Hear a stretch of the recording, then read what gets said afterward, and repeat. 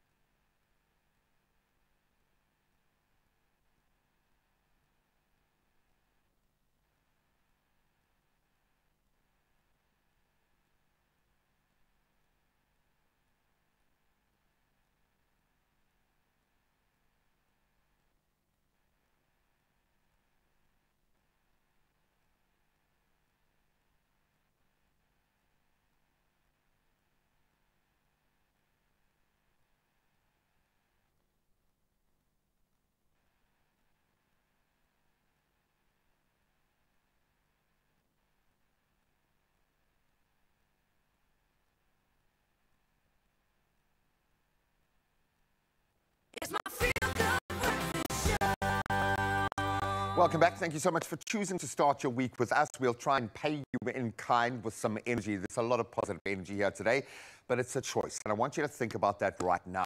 I'm going to put a question to you. How do you stay consistent when your mood says, not today? Is it a choice? How do you get it right? What mantra do you lean into? Please let us know. I think a lot of people are struggling. Not just being a Monday. Maybe it's the Liverpool Liverpool fans this morning, 063-036-9649. We've spoken about meal preps. We've spoken about those things that we can interject into our lives to create a bit of a rhythm and consistency. But for me, it's the notion that it is actually a choice. You've got to choose the kind of mood, you've got to choose the framework of your life, and that gives you something to focus on. So choose your heart. I love that. And then apply yourself. And Monday's a great time to do it because the whole world is kind of trying to kickstart and get going. But sometimes we need a bit of motivation. So please share your life hack with us. Let us know how you stay consistent when the mood says, meh, not today. How do you keep that consistency up? Or maybe the answer could be found from our professional beach volleyball players. They've descended on Cape Town. They're coming to Camps Bay. Let's get more. Yep, and they are here right now to inspire us ahead of something absolutely exciting. Zanzi, pay attention because you want to head to the beach right now, then we've got the plug for you, right? And it's all about the serves, the spikes, and sunshine as the world's best beach volleyball stars touch down in Cape Town for the Beach Pro Tour. And for the first time ever, Camps Bay transforms into an international arena. Now it's taking place from the 22nd to the 26th of October, and fans can expect thrilling matches, live music, beach culture, and that unbeatable Cape Town energy and gears. Joining us to give us a taste of what to expect are professional volleyball players. We've got Tatiana Simapoulos as well as Karina Kingsley in the building. Hey, how are we doing? Good. Good. Are you excited? Very. So let's talk about it. Obviously, this is a global event, right? Having it come down to SA, this means like you guys get an opportunity to show up for the locals and showcase what you've been through. How long have both of you been like involved in the sport for? Oh, sure. I've been involved a lot longer than Tati. I've played for, over 20, 25 years. Oh, wow. Okay. Yeah, so Tati's a lot younger. Yeah, I've been playing for like 10 years now. Okay, you act like that's like not a long time, like over a decade. Guys, it's incredible. But what does this mean for South Africa, essentially? We're talking about an event like this happening right here on our shores in an iconic place like Camps Bay.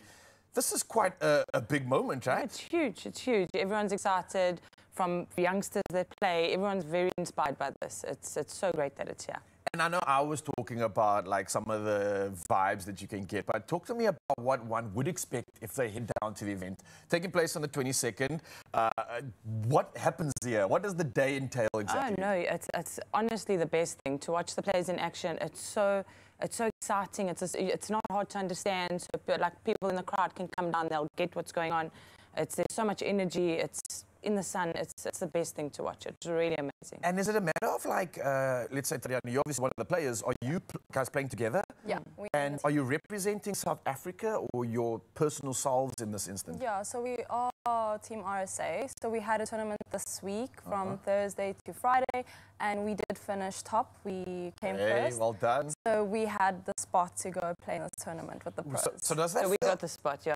Does that feel like quite a bit of pressure now? You're representing the country, going up against the rest of the world. Yeah, what's the competition like? Yeah, I think so, but it's also like an amazing experience. Like I played last time in 2022, and it's like amazing. You see these girls that literally this is their job, this is what they do, and they come and they're serious about it. So, you know, it's just being with the players at the hotel, even seeing what it's like to be on tour is just amazing. Oh, okay. And then with regards to the format, it goes from the 22nd to the 26th. So that's a couple of days, right? Like 4 days of just all-out playing. What happens amongst the 4 days? Does it lead up to a final, then knockouts? What's the vibe? Yeah, so the first day is it's qualifiers. Okay. So we've also got one or two other teams that have qualified to play in the qualifiers. It's a bit of a complicated. Some so wild card entries and things like so that, because we won the SA event, we go straight into the main draw. So we're very blessed. We don't have to qualify against these international countries. But we do have some strong teams that are going to try. So hopefully we can get someone else in there. And then you play the round of 16 once you're in. Okay. So knockouts, and how did you even get into the sport? Because I'd imagine there's a couple people out there probably wondering the same thing. Wondering, how do I get involved? So how did it start for you, and how could people maybe get involved in trying this game out for the first time? So I played at school and then more on hard court, and then I just loved the beach, the energy, the diving around in the sand. Yeah. And then, it went from that to playing at an indoor arena and then taking over the indoor arena and then opening my own. So now we basically welcome all the youngsters and we're teaching them to get to where we're clocked getting. the game. Have you clocked volleyball in South Africa? Is that what you're trying to say here? Like, you're not the main boss. No, well, at my venue, yes. Not the boss overall, but at my venue, yeah. No, what are you playing? And Yeah. yourself, Tatjana? Yeah, so we're from Joburg, so I play at Karina's Arena, that's where we train. Her husband actually trains us. So yeah, like, I Part don't of the know, family, so yeah, that's it. That's And I know there's a lot of people out now, especially once we go through this demo later that you promised us. What can people do to get involved in the sport for the first time? Let's say they're in Cape Town, Joburg, who should they reach out to? No, I would say reach out to the federation. So like Cape Town Volleyball, if you're in Cape Town, Gauteng Volleyball or Joburg Volleyball in Joburg. Even like if you just want to come to beach, you can get hold of my website, it's beach, and you join there. There's beach bumps in Cape Town. So the community is quite small, but everyone will assist. Even on Facebook, you see people asking, like, where can I play? Well, I'm in this area, and you'll see just everyone comments. Phone this person, phone this guy. Yeah. So it's quite, you know, we promote it. We don't have, it's not massive, but like an event like this should really get everybody excited. It should, and it definitely is for me, and I think a lot of the viewers out there right now. So reminder, don't go anywhere. We are going to be heading through to a demo in just a bit, but you can get your tickets right now at Ticketmaster, and that's available for this event, which is taking place from the 22nd to the 26th of October. Now, I'm wanting to know how these guys and girls are running and jumping and doing the crazy things they do on the sand, because that surface is just a killer. So that's what we're going to find out, how these calves are getting the action, how getting the spring, and maybe I can learn a tip or two from you guys. So don't go anywhere, Mzansi. It's going to get heated up, and we're going to get inspired to, warm up first, and then we're going to get some smashes on.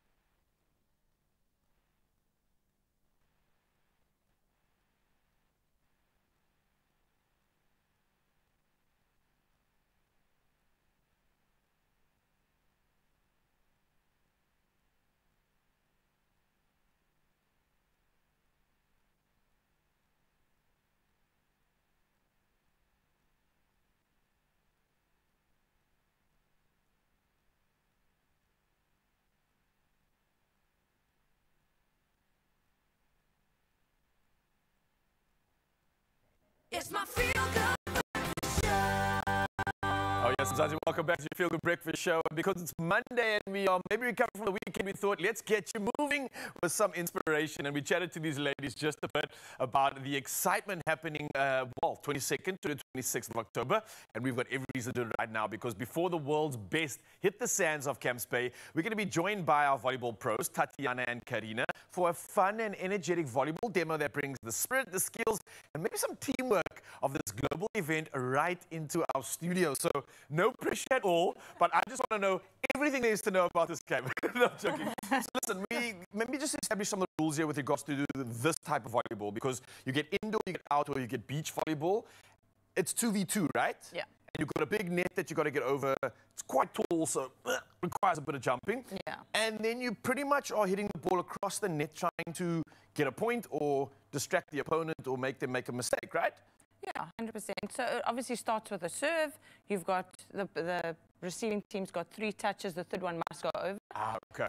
A lot of it, sometimes, you know, so with the wind, we did have a few one backs and stuff that we're not used to. Some curveballs Yeah, and crazy that's it. things. And I mean, with the wind as well, sometimes it's crazy. It's another element, but yeah. so you don't have to play the 3 touches, but you know, it is the way it is. Maximum 3 touches. It's your best way to attack because Okay. you know you want to get that spike in. So yeah, you want to pass, set, spike. And you're speaking of a spike, and I know it's quite advanced, but maybe let's go from the beginning in terms of how we Yeah. maybe have options with hitting the ball, serving, returning, blocking. I know there's a lot going on here, so maybe you can take us through that. Yeah, so serving, there's various ways. Obviously, the pros jump serve. That's the most, you know, you've got like a float serve, you've got a really hot serve. Tatsi's got a really good power serve. I'm more like a float serve player. Ah, okay. So yeah, it depends. Some don't Power jump and serve. finesse. Yeah, and when you have wind, you also got to factor that in. Some people prefer not to jump in the wind, or some use the wind. Yeah. So yeah, you start with the serve. Obviously, if you've got a good serve, you've got a good start. So What's the basics of a serve? Talk me through it. Can you show me how it's done? What do I can need do. to focus on? Check, she's already coming in with Yeah, that. I'm scared for your equipment. Yeah, well, don't go So, too yeah, hard, but just, we'll maybe get someone on standby just to catch something just Do you in know case. how to catch? Can you catch? Maybe. I don't know against you. I don't know. But yeah, I'm not too So bad. you just throw and then... Whoa, That's a a warning, soft one. please. Was that a soft one? That's just a little tap. And where you connecting fingers, palm? Ah, okay. Show me that again. I want to try that. Ooh, with a good slap. So, There you go. is that right? Yeah. Okay. More. Wrap your Vuma, hand more. around it. So you're Yeah. giving a bit of a flick of the yeah. wrist. Yeah. Let me try one more time if I can. Okay, so flick of the wrist. Yeah. Oi. Ooh, all right. Okay. Hi. That was But you got to get over a net. So Yes, of course. So that would be what would you call that? A fault? yeah. Okay. And Yeah. you get 2 chances. No, One chance. one. And then you chance. lose the point. That's it. And they get a Yo. point. They This get is a point. not forgiving. Okay, so let's pretend Tatiana's smashing a massive serve at me. How do I like return it? What do I do to like So prevent it you've from? got to use the forearms to pass. Okay. So you want to get it on that flat part, and The- you the kind of ball want to wants get to hit under the Try the and center. make it as flat as you Yeah. can. Okay. Yeah, And pop then- your elbows out almost. There you go. Hey, is that it? Straight is better. Work on that direction. But Okay, let's try yeah, that and again. kind of get the So- Yeah, that's Yeah. okay. All right. It's Maybe okay. a bit of a knee bend. Oh, just okay, to don't be get so, under it. don't yeah. be so stiff. That's it. That's it. Yeah, there we go. Yeah. Yeah. Okay, I'm getting a bit of a hang of this. And I see like what you're talking about. If I'm stiff, I'm like Yeah, really and you don't want rigid, to bend up. You got to move. You got to actually You move have to like your kind legs. of You take can't in just the stand force, there. Yeah. especially on a serve. and your legs kind of allow you to get angles and crazy things. Okay, But that's not bad. what's next? I feel like we can level up from here. Is there anything else crazy that we can learn? Yeah, well, Well, setting. It seems easy, but it's actually quite tough. So a lot of players don't use their hands. Tatsi's quite good with her hands. You can set the ball up with the same action, but it's nice to use your fingers. So also with volleyball, if you double the ball, you get blown. Yeah, so that's double you- touch. If it doesn't come out your hands So clean you enough, have to, then you release at the same Is time. that, what is this thing that you do when you it's called the set. the set? The Okay, set. You're so setting you up can for the spike. and that's like softly positioning the ball in a way where Yeah. Tatiana can come and just spike it. Yeah. She usually spikes it. Oh, okay. No, they pick on me because You're the Tatiana's a powerhouse. power player.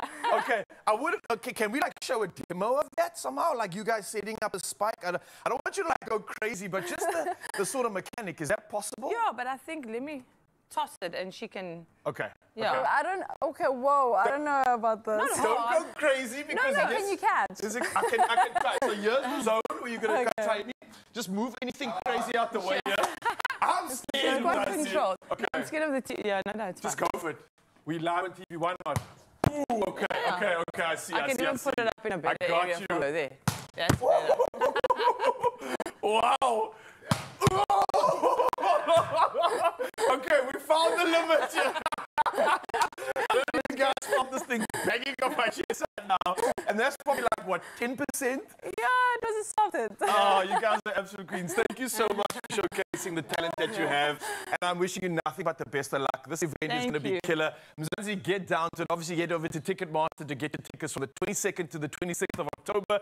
Cape Town, Camp Spade Beach is where it's at. And you'll see these stunners taking on the rest of the globe. It starts 10 o'clock daily, so you can start your morning off fresh on the beach and just having a magic time. But you guys are amazing. All right, ready to defend this?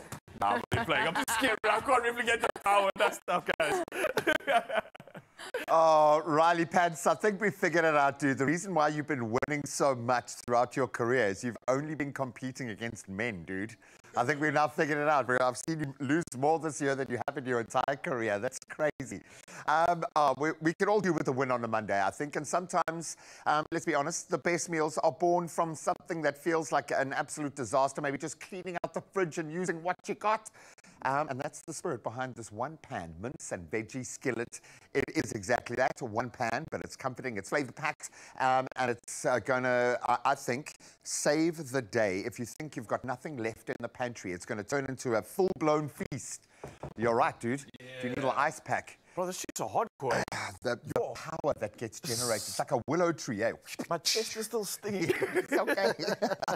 So no, this is what we're meal prepping? We are meal prepping ourselves, but you didn't use up all the mince. Apparently, there was a little bit left over. Okay. We didn't know what to do with it, so we're going to make a one-pan, one-skillet wonder. Yeah, I like the veg we got here, man. Half doses are coming through. It's all we had left, man. So I just had to cut it up into beautiful little shapes, and we're going to cook. So crank it up, man. Pop up the heat. And I think mince comes to bear, and maybe the fact that you used it for your meal prep kind of is a bit of a clue there. You can load your mince with whatever you need, right? You can, man. I mean, I did like a little bit of a Mexican taco, kind of a barbecue vibe. Very nice. And then that entire pot, I'll throw with some rice for one day, throw with some spag bowl for another day, pop on some toast or something like that. I mean, here's a shot of it right now.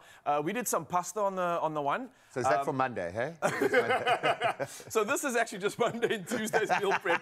No, seriously, the prawns were just like a little extra little something on the side there. You know, want to make it special.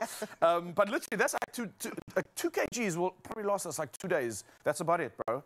Seriously. But it's clean, but you're not taking in a lot of other stuff. No, that's a lot of protein that we're getting in there, and pretty much one of the most important things. And one of the things that you never hit. So I always speak about this a lot. Like if you are working on your muscle growth, you want to have about 1 to 1.5 grams of protein. Jack, are you listening? You asked me, how do I get bigger, Dad? Per kg of body weight. So let's say I was to hypothetically weigh 80 kgs. Okay. I need to every day be eating around 110 or more grams of protein every single day. So an example of what is protein? An egg has about 6 grams of protein. A So chicken about breast, 50 eggs. yeah, What do a you chicken say? breast 50 has eggs about a day. 24 grams of protein in roughly. So you Okay. need to eat a lot, right? If I was to have a kg of mince as an example, you're probably only getting about like 400 grams of like actual protein. Solid in there. protein out of That's that. still got to get digested in the body. So guys, you got to keep consistently getting your protein in if you want to get some muscle in, and you got to do it every day. And how many calories, just to mess with people's heads, how many calories are you burning a day to maintain this crazy balance? If it's an active day, I've got to put in about 3,500 calories. So that's a lot of food, hence all this protein. Hey, Chunky Chunks, Yeah, you can man. take a walk with Leo. No, I love that, but this is, it really does bring to bear the fine balance of nutrition and why meal prep becomes so vital. So you know what goes in at the beginning of the week, and you can count the And costs at it's the end. hard if you don't meal prep, man. But listen, let's get Okay. this meal together because there's protein in here and good box. I'm talking as much as I can because that's all we got to do. We've literally just got to put Just the food chuck it in. So in? we had some leftover potatoes, par-boiled. Okay, so we're not doing potato cubes from scratch. That's going to keep them quite crunchy at the end. Exactly. We've got, and you could even use your frozen veg if you've got a nice frozen veg yeah, mix. true. They generally do. You can tell by the color. Keep a lot of that nutrients in Frozen when they veg? freeze them. Yeah, it's also man. cool because, you know, you get like stews and stuff and then the veg goes quite slap. Yeah. So if you use frozen veg, what happens is the core kind of still stays crunchy. And I then you bet get you the there's someone who loves slap. slap veg. Yeah, too. they are. I'll go I think a lot of people, my mates love a couple slap things. I'm not going to lie. We'll leave it there. The moisture is actually looking quite good. So we've got a little bit of soy. You can put some Worcester sauce in there, just something with a bit of a meaty kick. We've got our salt and pepper. You were making like this was a meal that you had to do with leftovers. This is a choice, man. This is a beautiful meal. I've been leaving leftovers the whole week just to make this meal. And then we've got a lovely little mixed spice there. I think some barbecue spice, but you can roll with what you love. I would always put a little bit of heat in, and it's actually giving you quite a lot of moisture from the veggies themselves. So you don't need a huge amount. A little bit of flair there, a bit of flambe. But look Carissa at this, bro. set the kitchen on fire last week. saw that actually. I thought I would be the person to do that for the sure. Millies, the cop and the corn. Oh man, it was drama, it was exciting, it was food theatre. That was fantastic, man. But listen, the only thing that's going to come alive right now and see the light is your baby, because the colors here and the health, wow, man, that's perfection. I mean, it's literally like eating a rainbow. I think vibrance is an understatement when it comes to a meal like this. And I think this is what excites you for summer. It gives you that happiness feel, that like vibrant feel. But this is also your body responding to what it knows it's going to get. And if you train your body, the reason why we love the color is because our body responds to it. That's when we start digesting the right kind of nutrients. I reckon we can turn that guy off, let those flavors just do their thing. And you can scan the QR code and do exactly the same. Do your thing at home. Send us photos. In fact, if you've got a more impressive meal prep than this young man, I'd like to see it this week. And are all serving that ultimate question this morning. How do you stay consistent? You can keep that conversation going on the socials. We'll see you after this. It looks beautiful. Well played. I think that Georgia would love this. Ooh, yes. Hey, that's color.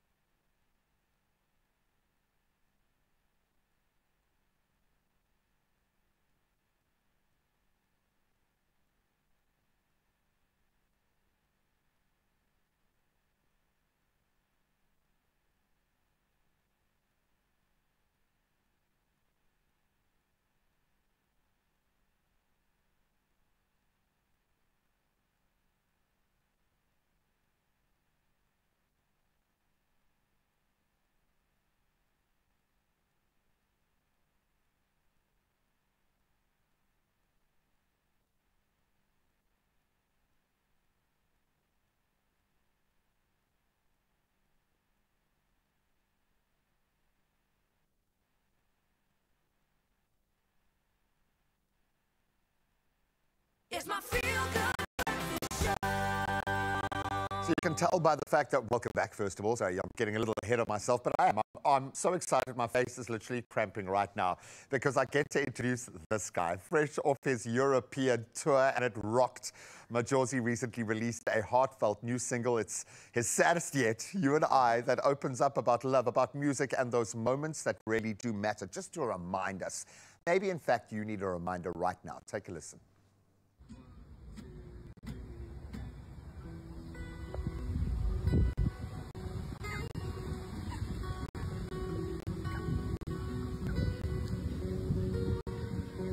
You can call me when you need me, and I'll be there in a hurry, 'cause I ain't that far from the other side. As long as I'm still breathing, you know I'm never leaving.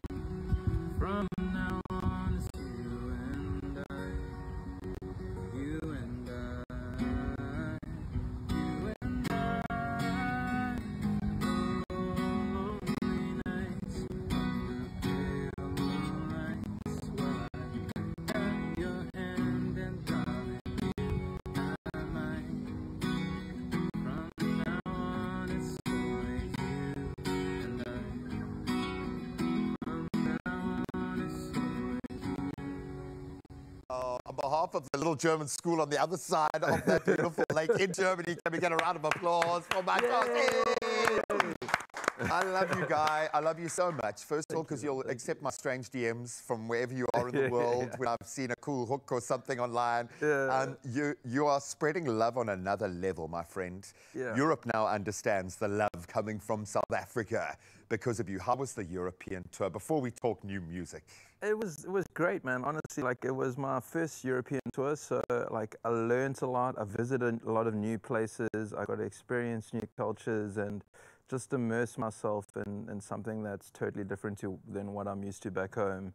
And I'm so grateful I did it. I went with my friends, Easy Freak, and I loved it, man. I really honestly Is it terrifying? Because, I mean, you've done this before. This ain't your first rodeo, but you've leveled up significantly now. Yeah. Is it scary to go into another market? Does it feel different? Does it feel the same when you're on stage? Yeah, it is definitely scary, but I think I try as much as I can live in a space where the new things that I'm doing scare me. Yes. And then I know that it's like, okay, cool, like I'm doing something different, and hopefully either I'll fail at this or I'll learn something from it. How mentally well are you right now, my friend?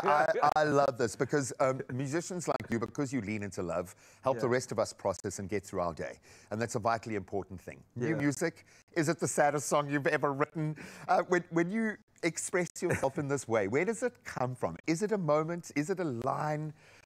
You know what, like, songs like that, I think it's like I'm kind of just the vessel for that song. It comes from somewhere else, you know, it comes from God, and I'm just like, cool, like, okay, cool, that's I'll let them know. Yeah, that's a song I've been given, I'll let the people know, you know. Sometimes it's not even really about my life. Like, I think it is, and then I sit with the song and I think about it, and I'm like, oh, you know what, like, this could mean this to this person, this could mean this to that person. It's like, even though there's music and lyrics, like, people can paint their own canvas onto the song. You've clocked, so we've had someone clock beach volleyball today. You've clocked music now. You've reached boss level. You've figured it out. Introducing these little children to a European market, does that make the song different to you when you release or get to appreciate it through the eyes of an international audience? And I know I'm feeling really excited about this, but I love the idea of you taking new music to the whole world. Yeah, definitely. Like, I think introducing new music to like different audiences just kind of shows you how we're all the same. Like, people's reactions are like, okay, cool. Like, oh, this person has been dealing with the same type of things I've been dealing with, you know, different countries, different scenarios, but they're also human at the base level, and we share so much commonality between each other that, you know, you don't realize. It's like, oh, we're all just humans at the end of the day. And I think we're being reminded of that daily now. The globe is in a different space right now. All of the sense that you are ready to release another album, that you are sitting on an absolute goldmine of emotion, of love, of material, I'm hoping. The great exchange, can we have another exchange, man? We need something. There's going to be something coming soon. There's going to be something coming soon, and then I'm going to do an EP. I'll tell you this now. Okay. I'm going to do an EP, and then hopefully that'll be out probably beginning of next year, and then I'm going to do a full-length album. Yeah. Is that a scary thing to think about, doing a full-length album, or does it make you excited? You know what, like, you've known me for long, dude. I've been doing this so long, like, I'm trying to, like, just enjoy, especially when it comes to being creative and making music and performing. Like, I'm just trying to do the things I enjoy and I love. So, like, even when it's scary, it's still fun, and it's like, okay, cool, this is what I get to do. And, like, I honestly, like, have, like, nothing to prove, you know. Like, I'm trying to teach other, like, kids as well that are wanting to get into music and be in the creative space. Like, your identity isn't attached to what you do. Oh, for sure. Yeah, and I've been doing this for so long, and I'm like, okay, cool. Like, I've had such a blessed career, and I'm, like, so happy with how things have gone. Like, everything's not perfect. I'm not the best musician by any means. But you're okay when they aren't perfect. Yeah, That's yeah, the bottom exactly. line, yeah. And I'm just like, cool, man. Like, I mean, I've been stressing so much over my career, and I'm like, let me just enjoy myself for the last few years, I guess. And you know the best part about that? Yeah. We get to enjoy it. That's with it. you, That's man. it, man. We get to enjoy it together, yeah. Yeah, if we were going on a road trip right now, it would be awkward if he was sitting next to me and we were playing his songs and it would just get a bit weird, but I'd love it. In fact, maybe let's dream about a little road trip right now. Ryle, please. Oh man, I can just picture an epic road trip with Machozi's music playing all throughout. So let's bring in some of that road trip feels and let's talk about it, because when the wheels start turning, I think the journey is only half of the thrill. Now the real adventure is guessing where we're headed, and with South Africa's endless list of breathtaking destinations, the possibilities are as wide as the open road. And we want to hear from you and asking you to join in the conversation on our social pages and let us know what destination in Mzansi is always worth the ride. And this is something I want to ask you gents right now, obviously. With regards to all the destinations you can think of in Mzansi, what's one that you think is always worth that road trip, worth the drive and the long drive to get there? Coffee Bay. Coffee Bay? Oh, done. Raw, real, natural beauty. Nothing like it. Nothing. Yeah, man. The garden route. Yes. Dude, I was working there last week. Oh. It's getting better. Ah, bro. It's getting better and better, man. December time on the garden route.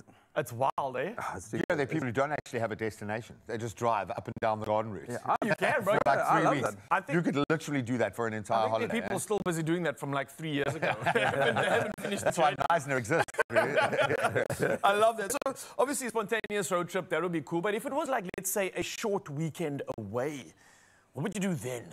Here we go. Can I make a suggestion? Yeah. We had my mom's 60th in Clarence. Oh. What been in a while, it's like actually, yeah. an artistic hub. There was so much going on in this little place. We absolutely loved it. Punches way above its weight class. There's entertainment. There's a beautiful little live music vibe there. It used to be called Friends. I don't know if it still is now, but what a jaw.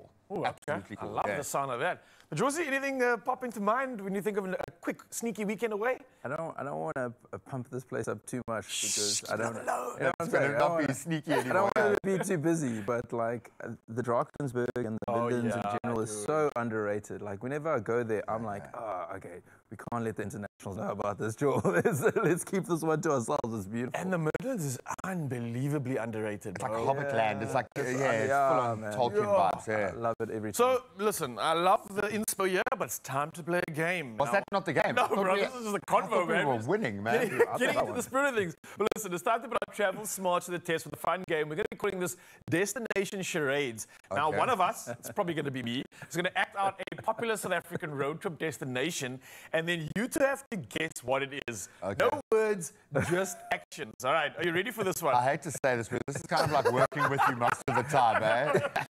Try this out, okay? I think Ryan and I communicate with grunts and gestures most of the time. Okay, so let's begin. I'm like thinking, what am I going to do? But you got to tell us when you've started, eh? Yeah, I'm starting now. I'm in the place now. I'm in the place, and this is what I'm doing, and this is what you might be hearing. Okay, so it's a high. the Kruger. Yeah, nice. Are you allowed to? Okay, I suppose Was it it wasn't the a man- word, it was a sound. Was it the Okay. manly lion roar that gave it away? Yeah, 100%. With the binoculars, I was like, so it's not a bird watcher. Both you gents obviously been to the Kruger, right? Oh, love it. Yeah? Yeah, I love it. Heaven on earth. What stands out the most for you is the animals, obviously. Yeah, I know. It's one of the biggest wild spaces on the planet, man. We are so privileged to have the Kruger, and it's a proper wild space. is. Can I It tell is you what I like? Is Yeah? in the morning when you do that morning drive, having a little nap because the car rocks you a little bit. And then then you wake up later and you see the animals, but on the way there, just a little nap. is Presumably good. someone else is driving. Yeah, well, yeah. The camera just driving. Krugers we are farmer calling it, actually. What's that? The spook. Troll. Okay. Troll spook. That's one. Okay. Next game. I don't think that's a real thing. I think they do that to city boys just to test us when we're there. Do Yeah. actually. Let's make them eat this. Okay. Next game. Ready? I'm in the place. I might be one of the things that you see there. Oh, it's definitely a penguin. Come on, why are you so and- good, bro? Penguin. Yeah, okay, but where am I? What's the place, man? Cape Point, I want to say. Penguin. Something Bay, man. Grange Bay. Where are the penguins? Come on. They have their own place. Boulders.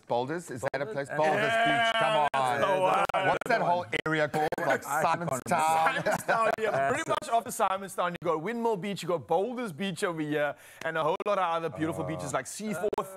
But look at this, the local... It's like a whole bunch of really rich people in London, like in the halftime break of a show, and they don't know what to do with themselves, as they, you know?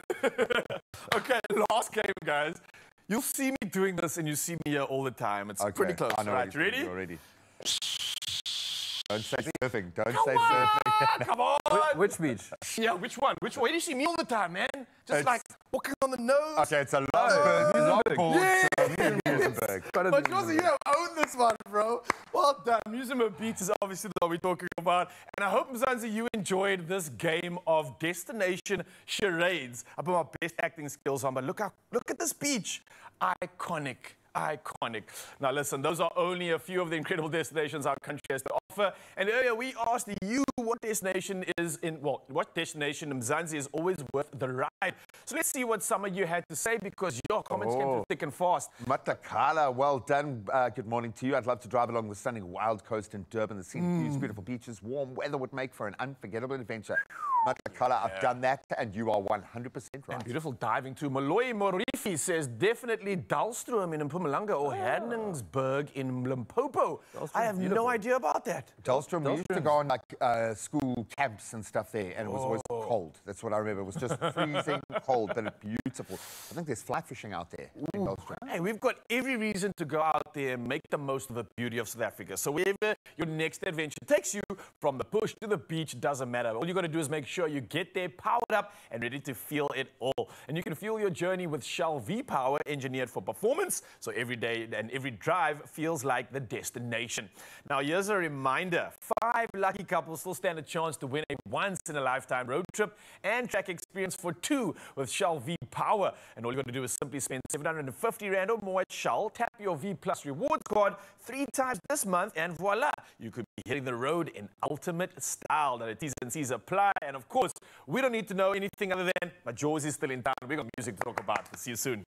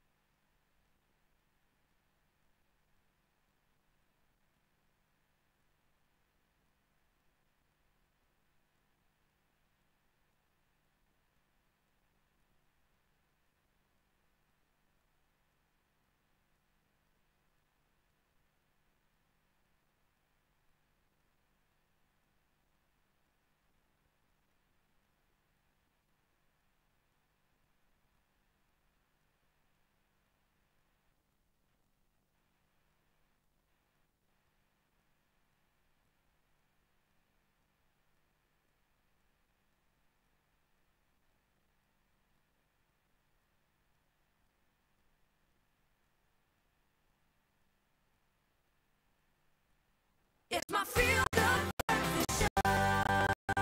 Oh, good morning. If you've just joined the fray, thank you so much. 2 hours left of your feel-good kickstart to the week coming your way. Let's see if we can make it even better of a kickstart, because 350,000 Rand is standing by in your jackpot if you play your Daily Lotto, and then Daily Lotto Plus has 150,000 Rand sitting there waiting. So you've got 2 chances to win. How do you do it? Well, by now you know the drill. You can go online. You can go into store when they're open. Go online, nationallottery.co.za. You can use their mobile app. You can use your own cell phone banking setup, or you can dial *120 *7529 hash, get the USSD, and just follow the prompts. And we'll keep all those leads up on our socials so you can check them out at your leisure, and then hopefully win big on this Monday morning. Well, we've got to embrace our Monday morning, which means taking stock of the weekend sporting action, which I'll do in a moment after Raul's got those news headlines. Perfect, brother. Yes, and it's almost gone in the hour, so let's kick off national duties and national news headlines first. Now, disaster management authorities in KwaZulu-Natal are on alert following a yellow level 4 warning from the South African Weather Service for severe thunderstorms with strong winds, lightning, and heavy rainfall. Now, residents in low-lying areas are advised to exercise caution, avoid flooded roads and bridges, and reduce driving speed. Now, Kochta MEC Reverend Tulasizwe Buthelezi confirmed coordination with municipalities, SANRAL and provincial departments, all to respond swiftly to emergencies.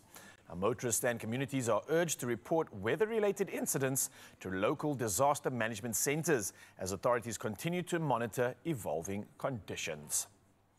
Well, sticking to local fronts, Minister of Electricity and Energy, Dr. Kgosientsho Ramokgopa, has launched the Integrated Resource Plan for 2025, aiming to resolve South Africa's electricity crisis and boost economic growth. Now, government plans to invest 2.2 trillion rand, and that's roughly 30% of the gross GDP, or in cleaner energy sources, including wind, solar, hydro, and nuclear, surpassing coal for the first time.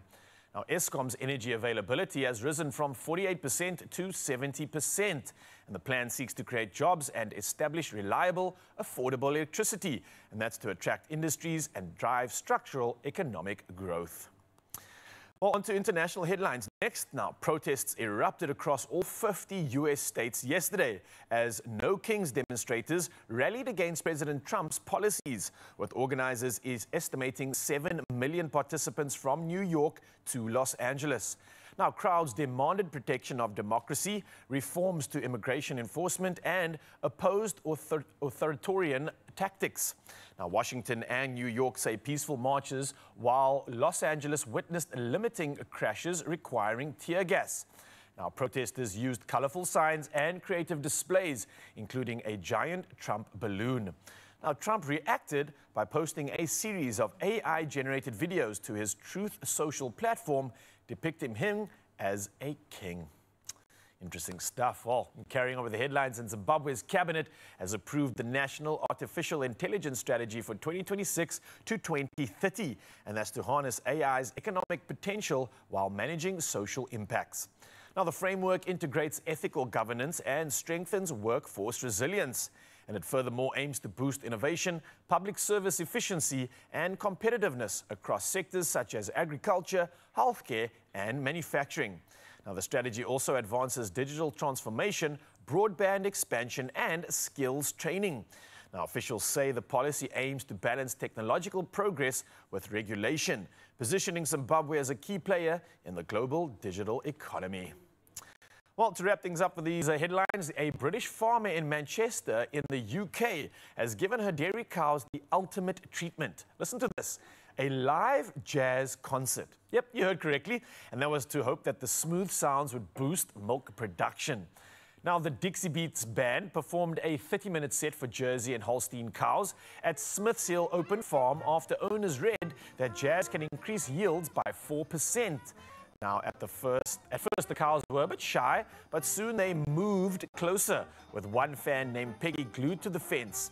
Our staff called it a music to their ears, and early signs suggest that the herd is happily milking the attention. Now, jazz, hooves, and oh, I can tell you what, that milk is going to be absolutely delicious. I can't wait to sip on that, but also just to see how well animals can be reared. They deserve this moment of celebration. Well, hopefully we can celebrate with the rest of the sport headlines. And here's G-Man with the latest.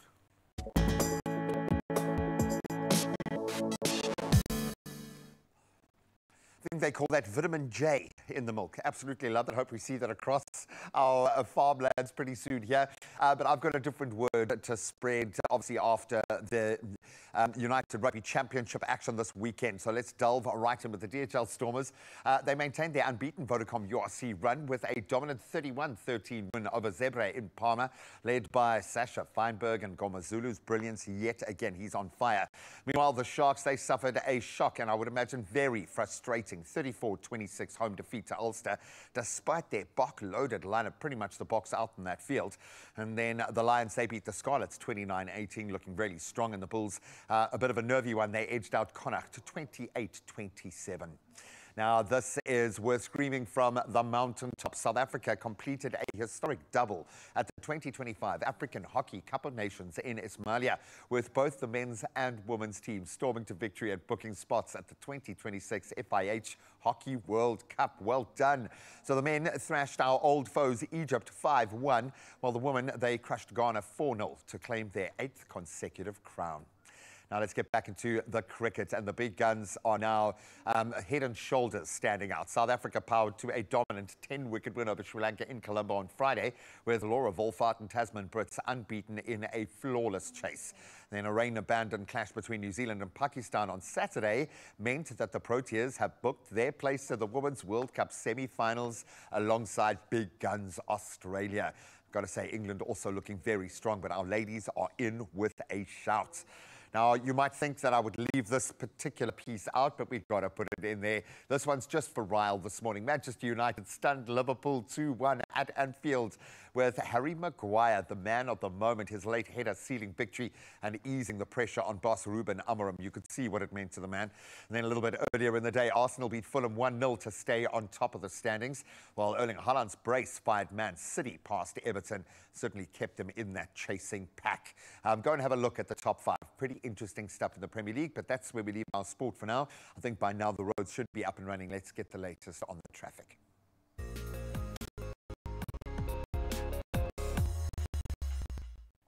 Thank you so much, G-Man. And yes, let's dive into traffic right now. We're going to start in Midrand, Gauteng, as an accident has occurred on the N1 northbound before New Road.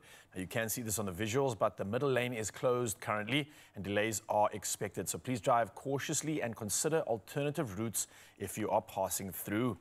We're going to move to Cape Town now in Century City. There's heavy congestion currently being experienced on the N7, and that's southbound. It's taking place at the N1 inbound ramp. So again, as you can see from these visuals, expect delays in the area and allow for added travel time. We're going to stick to Cape Town and move over to Brackenfell. There is an accident which has been reported on the N1 inbound, and that's close to Okavango Road. Now, all lanes are currently open, but delays are expected due to this congestion in the area. And again, anybody heading out the roads, please proceed with caution and do allow for extra travel time. From the road to the sky, let's find out what's happening in the world weather.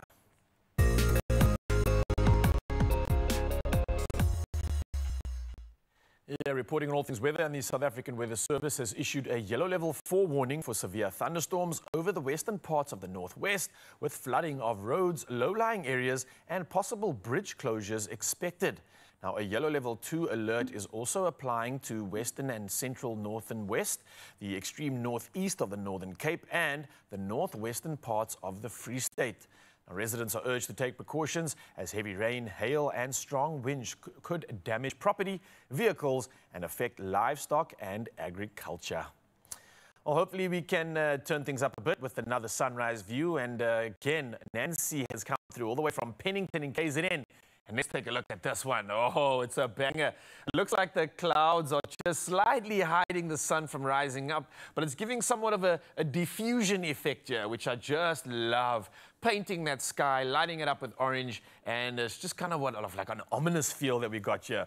Well, Nancy, thank you so much for this one. 17 degrees, that's the weather that you can expect and the temperatures on your side of town, but thank you for that incredible shot. We absolutely love it. Ah, oh, look at that. Keep it coming, Mzansi. The number is 063-036-9649, and share your sunrise view with us wherever you are in the country, or hey, maybe you are watching us from somewhere across the globe.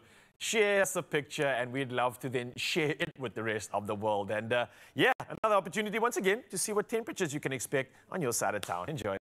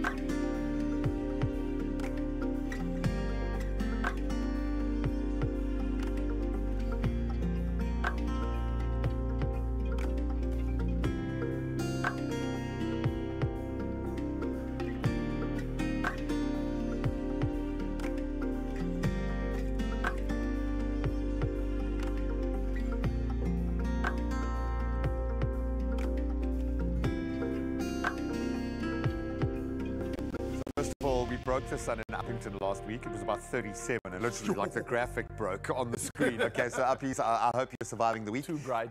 What we did introduce last week and the week before, something absolutely brilliant, just a kickstart. And we always talk about the energy on the show, that it's actually a practical thing that you can choose to plug into. And how you do it is with the right words. So we're going to start the week strong, and I want you to lean into this as well, because that's pretty much your speed. It's time for a motivational message to fuel the mindset, set the tone for a week of success. Take a listen and a look at this. Bring it on. Decide the goal, then make your environment agree. Or stop pretending you want it. Let's stop lying. You are not stuck. You're undecided. You want to work out in the morning? Set the scene tonight. Clothes laid out, shoes by the door, your pre-workout on your nightstand, your phone's across the room with an alarm that says, "Get up, future you is watching." If it's not staged before bed, you didn't decide. You want to lose fat? Clear the pantry. Stop hosting Oreos. Prep your protein. It should be eye level in the fridge. Fill your water bottle. Delete DoorDash and Uber Eats off of your phone. If it's in the house, you know it's in your body. So don't buy it if you don't want to wear it. You have money goals? You have savings goals? Unsubscribe from all those sales emails. Delete the shopping apps. Freeze your card. Everything goes on a 72-hour list in your Notes app. If it can't survive 72 hours, it can survive without your money. You want to get some work done, some focus work done? Calendar block it like it's a court date. Make it non-negotiable. Turn your notifications off. 50 minutes of work, 10 minutes of break, close the door. People who love you can surely wait an hour. And those friends, please mute the Let's Be Bad group chat. Tell them I'll be back in a month. I'm building discipline. Stop negotiating with the weakest version of you. Stop being shocked by outcomes that you designed. Lower the friction for the right behaviors. Raise the friction for the wrong behaviors. Decide your goal, then make your environment agree, especially when you don't feel like it. Systems beat moods every day. Hope that helps. You're going to do it like that? Yeah. Wow, So, yeah, we actually had this conversation in the middle of an on-stage kind of moment where we've got 1,000 different things that we want to throw ourselves into. There's so much that is around us informing the way that we feel. At some point, you've got to be conscious about it. We were looking for consistency. I love that. Stop hosting the Oreos, okay? I love that way, just that thought of you're hosting all that baggage in your space. You're choosing it. It's like people that hate water. Why you go live at the beach? It's the same thing. Like, don't surround yourself with all these negative influences, especially if you know it's your kryptonite. So plan instead of planning to fail, which is essentially what we're doing when we don't make any plans. So something as simple as the meal prep, bro, like taking away the distractions, pay attention to what we're doing in the kitchen, scan that QR code, and you'll set yourself up for success. You'll set your body up for success, and you'll eliminate all the kryptonite that surrounds you in the world, the Oreos, the snacks, everything else. Now, I don't need to worry. I got my meal prep right here. And the crazy thing is, as you are saying these words and as the incredible words that we just heard kind of resonate and sink in, I'm thinking this is the lattice for mental health. Yeah, it's a choice to do away with the stuff that is negatively impacting you. It is a choice to create those healthy gateways to be able to go through. So what does that need to look like for you? Well, we're going to delve into that discussion in just a moment. And this speaks to that consistency that you've got to layer in to control your mood. It is in your hands. Oh, please keep sharing your motivation with us, please. 063-036-9649. We're going to delve into mental health in just a moment and what you can do proactively to be in control of your own head. I love the sound of that.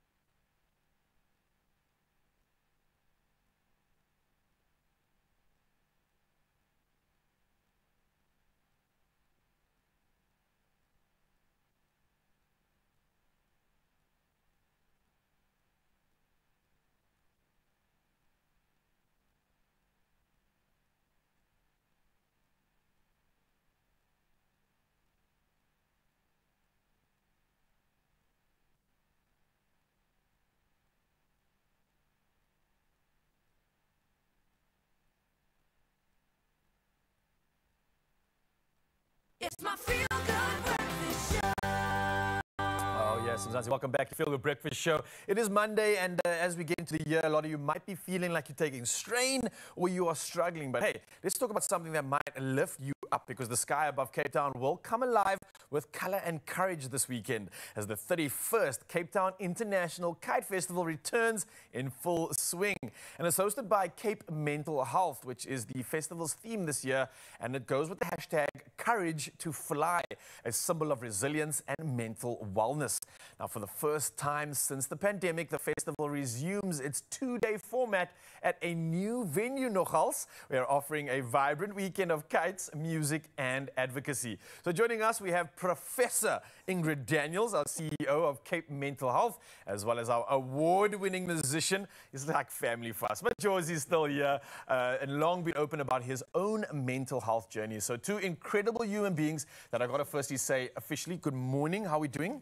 Hello, good morning, Ryle. I'm good, and good morning to all your viewers, and Diwali as well to those celebrating today. Hey, is that today? It's today. Oh my goodness, It's happy Diwali. I even missed the button there. Thank you so much for the reminder. Absolute celebration. So another reason to celebrate something amazing, but let's talk about this theme. Sure. Courage to Fly.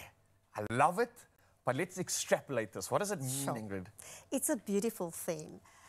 You know, if you look back since the last Kite Festival, about 5 years ago, we have been through some of the most unprecedented challenges as individuals, as a country, and globally. We've come through the COVID-19 pandemic, as we know, and that was an incredibly difficult time for everyone. Everyone was affected. We lost loved ones, there was economic uncertainty, and even today and more recently, we are faced with so many stressors and find ourselves distressed by what we see. Ongoing violence, we see wars played itself out. And exposed to so much of it as well, Absolutely, all the time. You know, you look at our communities at the moment who are under siege with all the gang violence. Every day a young man is losing a life, or his life, and young kids are being caught in the crossfire. And these are all what we call social determinants and risk factors for our mental health. They impact on our mental health, without a doubt. And you know, for people living with a mental health condition, for them, they face stigma every day. And yet they have to battle the symptoms of their diagnosis. And so it's against this backdrop that resilience, hope, courage, and bravery is needed. And you know, the kites are beautiful because kites soar against adverse winds, and we all hold on to that very fragile string. And yet it dances there, and we all need the courage to fly. And it's such a wonderful thing because it reminds us that we're all vulnerable, that we all are exposed to mental health challenges, and mental health becomes very important for everyone. And I think when you put it like that, how are we all not dealing with some sort of issue with regards to what we all are going through, especially what you mentioned in the last 5 years? I mean, it's insane to think that people are still showing up and still able to deal with whatever they are dealing with. And we all got adversity. But Josie, obviously you got so much going on as well. You've been traveling, coming fresh off your successful European tour. And kudos, bro, because it's absolutely incredible to see how you share your healing energy. And I really think that's what it is. But what does this mean for you to be able to bring your voice to an occasion like this and to add it to something that you're so passionate about, and that's positive mental health? Yeah, man, I think for me, like, there's still a bit of a stigma around mental health, and I kind of just want to help break that down. I'm not going to be as articulate as Professor over here, you know? But for me, like, I just want to, especially to males and other guys within my sphere, and be like, hey guys, like, it's okay to feel the way you're feeling, like you're not alone, you know, we're here for you. There's places where you can go, there's avenues where you can get help. And it's also, like, for me, I've been on this journey because of my wife. She's been dealing with this, and it's just important for me to understand, you know, because I love her and I want to try and understand and help her in the best way possible. And what better way than to learn from Professor here and other spaces, and just take that into life, and just hopefully people get to see this, go to the Kite Festival, watch this, and just be exposed to mental health more, and realizing that there's no stigma attached to it. Like, we've got to break that down.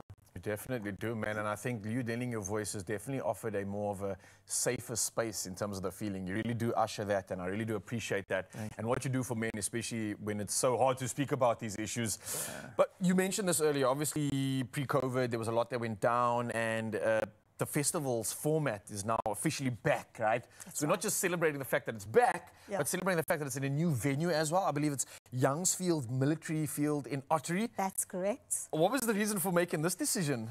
So we wanted, you know, everyone has been asking us for the past 5 years, when are we having the festival as we understand it and knew it? Because there's such wonderful memories.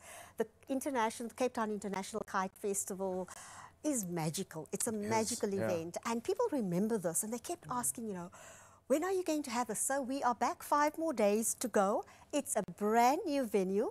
We wanted to bring the festival a little closer to the people. To the men's. To the men's. I remember I was in the Flay once. I remember being at the beach now. Now we're coming to the people. We come back to the people. So it's a bigger venue, so it will allow people to really come out and enjoy it and have a picnic, and there's going to be so much on offer. Not only kites, entertainment, edu-kite competitions, kids zones, food trucks, you name it, it will all be there on the 25th and 26th of October. And how do we get our tickets? On Cricket, between 50 to 80 rands tickets. Children under 5 are free. So please do come and support our event. It's a very important event for Cape Mental Health to raise awareness, but also funds. Oh man, this is so cool. And Josie, are you going to be performing there as well, or is it just going to be part of the event? Because I'd love to know if you're going to be performing, you and I. I mean, I'd love to know if you're going to be performing. Come on, it's a new single. It speaks about the emotional silliness. I'll be honest, I was wondering why I'm not performing. I'm not in the country. I'm not in the country. I'm not in the country. Sorry, guys. I'm not in the country. I'm sorry, guys. Otherwise, I would be there. Okay, all right. But more to the, and I think maybe an opportunity while you're here to talk about what you are echoing, and especially with this new song, You and I, which does play on emotional silliness, emotional transparency, realness at the same time. How do you think this echoes a lot of what mental health requires when it comes to giving it a positive spin, giving it something healthy to chew on? I think a lot of it might come from being comfortable in who you are. And once you're comfortable in who you are and understanding who you are, I was chatting to Graham about it, like, it's really important to know where your identity lies, because like things like COVID, when things like COVID happen and you might lose your job or something like that, and your world gets rocked, and you're like, oh, what am I if I'm not a presenter, if I'm not a musician or a cameraman, like, and you realize at the end of the day, that is what you do, not who you are. And it's really important to be grounded in who you are, and once you're grounded in that, I think you have a foundation where you can kind of process life a lot better and also encourage other people. So I think that's what I really like to do, is just encourage other people and not be shy with my encouragement and love for other people, because I think, I don't know, especially guys will think it's weird to say, like, I love you to people, and like, sometimes you need that, man. Like, sometimes I need to hear, like, sometimes when people say they're proud of me, that breaks me, bro. I'll start crying, because it's like, we need to hear these things, but we're so often too shy to be like, oh, what is this person going to think if I say that? Just say it. Say all these things that are inside your heart, but also know who you are. Yo, some beautiful words being shared here, and I think even more of a beautiful reason to get involved in this event, because what stands out for me is the inspiration that occurs when you see these beautiful, majestic beings flying in the sky. It's a moment of awe, a moment of inspiration, and it brings out the kid inside of you. It reminds you that no matter what you're going through, no matter how strong the wind is, you can always fly. Absolutely love this inspiration and absolutely love this moment. So Mzansi, I hope to see you there. Go get your tickets, and we need to celebrate our health right now. Yeah. Well, first of all, I love all of you, and I'm proud of you. Majosi, I'm really proud of you, bro. This brings to bear why we are having this conversation, and I will play open cards, exactly what they spoke about. Why I have such a special place in my heart for Majosi is during that time when COVID hit and we lost everything, and it hit hard in our space. Devastating, everything was stripped away. I was left with nothing but me and my emotions in this crazy space. And it was those words, those songs, the connection of this team, the South African Depression and Anxiety Group, that matrix around me, that literally allowed me to redefine the person that I am. And I tell you, I'm 100 times better than I ever was. There is something magical about reinvention, but you have to take control of that process. So we're putting that to you guys this morning. Help us do the same. Get practical. How do you do it? How do you stay consistent when your mood says, not today? We wanted to hear from you. And of course, Gary Oakham. I don't think a mood will ever get the better of Gary. I consistently listen to my mood. Okay, I like that. Just be in tune with yourself. Venetia saying, morning family, I just take a few minutes to remind myself of the beautiful things I have in my life and be thankful of life. Charmaine, good morning. Staying consistent is all about setting small, achievable goals. Bite size. I like that. Selvi, well done. Good morning, Expresso family. Right back at you. Every small step counts.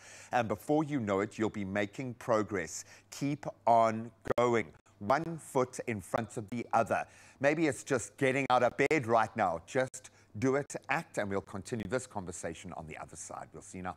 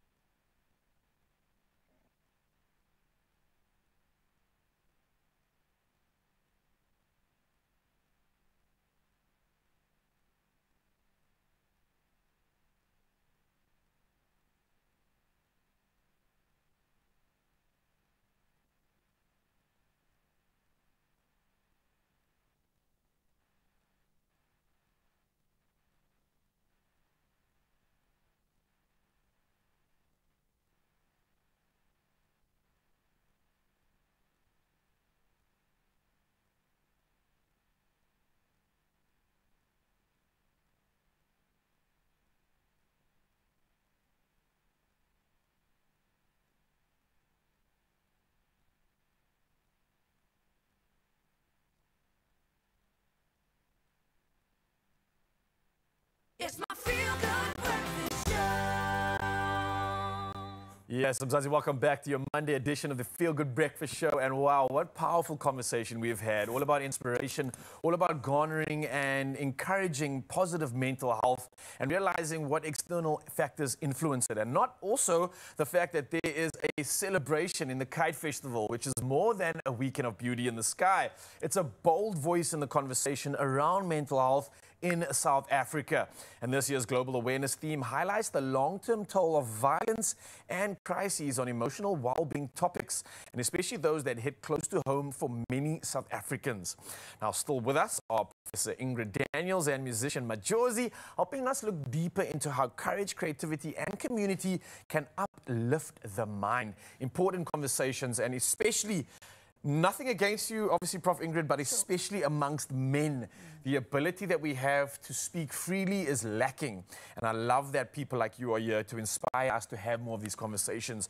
But before we get into the depths of all of this, there was something quite cool that your organization does. And you offer free services, which we didn't get to mention in the earlier chat. So what exactly is the organization, which I believe is benefiting through the Kite Festival, through fundraising processes, I believe? How is this going to serve you, and how is this going to allow you to give these services? So the Cape Town International Kite Festival obviously raises much needed awareness about mental health, but importantly to raise funds for the organization to provide free mental health services. Costs remain one of the largest barriers and limits people from accessing mental health services. And our position on this is that no one should be left behind. No one should be suffering and battling mental health issues on their own. And the organization is the oldest community-based mental health organization in South Africa, I would probably say on the continent. Sure, nice. Providing in our communities where we have heightened social determinants of mental health or risk factors, providing this free service. We also provide an array of services for children with severe and profound intellectual disabilities. We provide psychosocial interventions. We provide training for adults and youth with intellectual disabilities. We do an access to justice program. So the depth and breadth of our services are enormous, but most important to mention today is the fact that we do provide free mental health services. Oh, that's incredible. We don't want cost to be a barrier. So we need assistance, we need people to come to the Kite Festival, come and spend their money for a very good cause. It's a guilt-free way to enjoy yourself, enjoy your weekend, incredible experience, and the money's going to the most pertinent cause. Thank you. We all need to be there, Mzansi. Get those tickets. Now, one thing that's interesting to me is, and I think it's so pertinent to our country, we've looked at the South African World Federation, which has localized the theme, and the way they've titled it is Addressing Violence as a Significant Challenge to Mental Health in South Africa. And obviously, we are so well aware of how this is impacting us still to this day. But talk to me about the long-term impacts of this, because I'm sure you're experiencing huge adversity when it comes to this. Absolutely. So South Africa is recognized as one of the most violent countries in the world. And our communities are riddled with this exposure to increased violence, either by being just viewing and being a part of it, or personally experiencing violence. And without a doubt, this causes enormous trauma and mental health distress. So there will be psychological distress as a result of this exposure to violence. And violence includes gender-based violence, includes bullying. There are many components to it. But today and every day in our communities, we see the violence play itself out. And without a doubt, if people have been exposed to trauma and to violence, or violence that obviously results in trauma, it's important that they seek help, because 1 in 5 persons who have been exposed will experience anxiety, will experience depression and post-traumatic stress disorder. And it doesn't go away simply because you think in 3 weeks' time, 4 weeks' time, I'll be okay. No, you're not going to be okay. You may feel a little better. And so we are asking and we are encouraging people to please come when you've been exposed, when you've experienced heightened trauma of this nature, protect your mental health. This is a major risk factor. And with free mental health services, there's no reason why people shouldn't come, first of all. And secondly, we know the earlier, the sooner we can intervene, the better the mental health outcomes. You know, and again, there's no reason why people should be battling this on their own. They will have psychological distress as a result. So another reason to get your tickets then, I would imagine. But also another reason to have this conversation and not be embarrassed about the fact that it's okay to not be okay. And I think we all are, like you mentioned, going to be dealing with it, will deal with it. And it's more about the way we can converse, the systems we have and the spaces we have. But Josie, you said something interesting and mentioned that faith, family and music are some of the most important pillars that helped you through some of your most challenging times, and especially when your mental health was taking strain. Why was that so important to you? And what would you say to other people that are literally probably dealing with something right now that need to kind of see the light to get through it? What could you share for them? I'm just going to repeat what I was saying earlier. Like, it's kind of in that identity thing, and it's like at the top for me is my faith, and that's where my grounding is. And then the next thing that I love is my family, my wife, everyone around me. And then music is just kind of the thing that I get to do, that I get to give to people. Is that your expression, though? Is that your healing, your therapy? Yes, that is part of my expression and my healing, and hopefully other people's healing as well too. But like, it's low down on the list. Like, up there for me is God, and like, but you know, it's all about your identity, you know. And I think it's just really important to know who you are. Like, it's hard sometimes when you're young to find out who you are. You're still trying to figure out things. It out, yeah. But I think if you can just kind of place things in the right order, you'll kind of be okay and be like, okay, cool, like, I'm at school now or whatever it is, but this is just a thing that I need to do to get somewhere. It's not who I am, you know. And it's all about that stuff. And family is so important as well. Surrounding yourself with people who love you is really important. Even if you're in a situation where your family might not love you the way you need, you know, like you need to surround yourself with other people, you know, like who can lift you up. But that's why it's also so important to encourage each other, lift your friends up. When they do something nice, when they've done well, let them know, you know, we all need to hear those words of affirmation. At least I do. Well, we absolutely do. And we all need to hear your words as well, especially when it comes to performance. So I'm going to let you get to doing that, and maybe you can warm up in the meantime, because I'm wanting to find out how people maybe get a chance to get involved or reach out to your organization, because I think after this conversation, the phones are going to be hot and heavy, especially knowing what the services that you provide. So maybe you can talk to Mzansi right now about it. Sure, so it's very simple. You can phone us and just dial 021 447 9040. We have professional, qualified mental health experts, social workers, waiting to take your calls. Professor Ingrid, thank you so much for everything, for what you are doing. And a reminder, Mzansi, you don't need to struggle, and especially on your own. There are people out there qualified to assist you, and they are waiting to do just that. Thank you so much to the Prof and my beautiful mate over there, very much a part of my recovery. It's my tribe around me that I think looks after my mental and my emotional well-being. And sometimes when the mind can't handle it, you've got to lean into the heart and let love take over. And remember, it's just you and I. Well, maybe the three of us. Enjoy.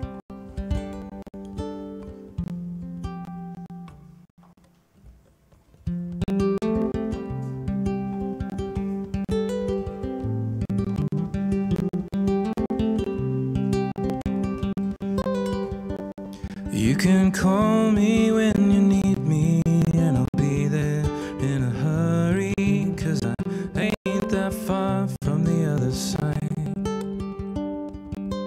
As long as I'm still breathing, you know I'm never leaving, 'cause from now on it's you and I.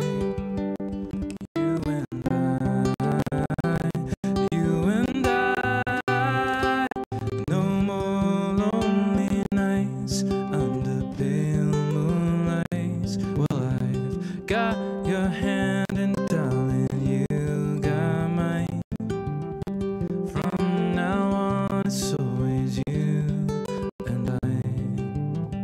From now on it's always you. Life becomes a burden, and you know your heart is hurting, and you feel so far from your better times. I know it ain't that easy, but darling, please believe me that one day now we're gonna be fine. You and I, you and I. No more lonely nights under pale moonlights. Well, I've got your hand, and darling, you got mine. From now on it's always you and I. From now on it's always you and I.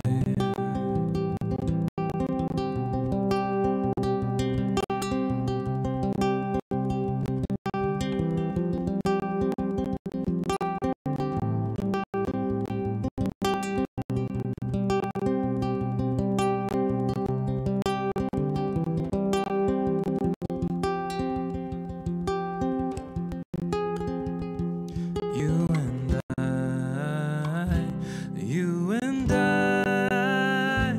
No more lonely nights under pale moonlights. Well, I got your hand, and darling, you got mine.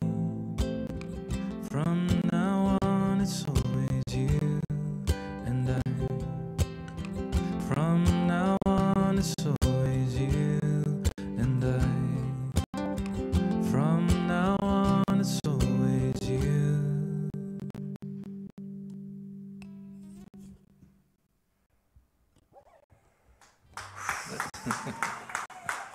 Wow. That's about the most Majosi song that's ever Majosied in our lives, buddy. We are so proud of you. Thank you so much for being the voice that you are. If you are feeling completely alone right now, know that we are in your corner. There is a tribe of people ready to connect. You just have to reach out. Please join us for the Cape Town International Kite Festival, 25th, 26th of this month. Get to Quicker to get your tickets. Plug into this kind of love and energy. It's waiting for you. We love you guys. We'll see you now.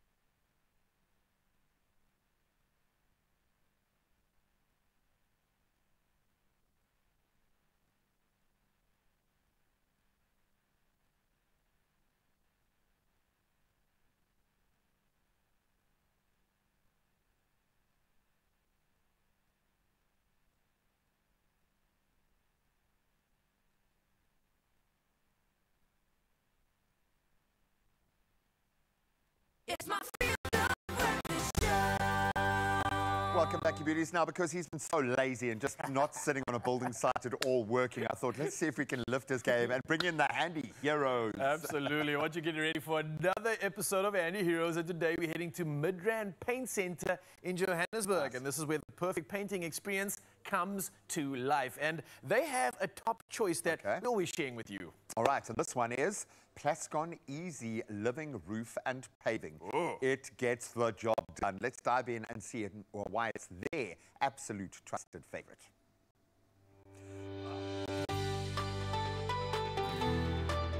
Powered by Plascon, today's handy heroes come from Midrand Paint Center, a Plascon paint expert store and member of Paint Club.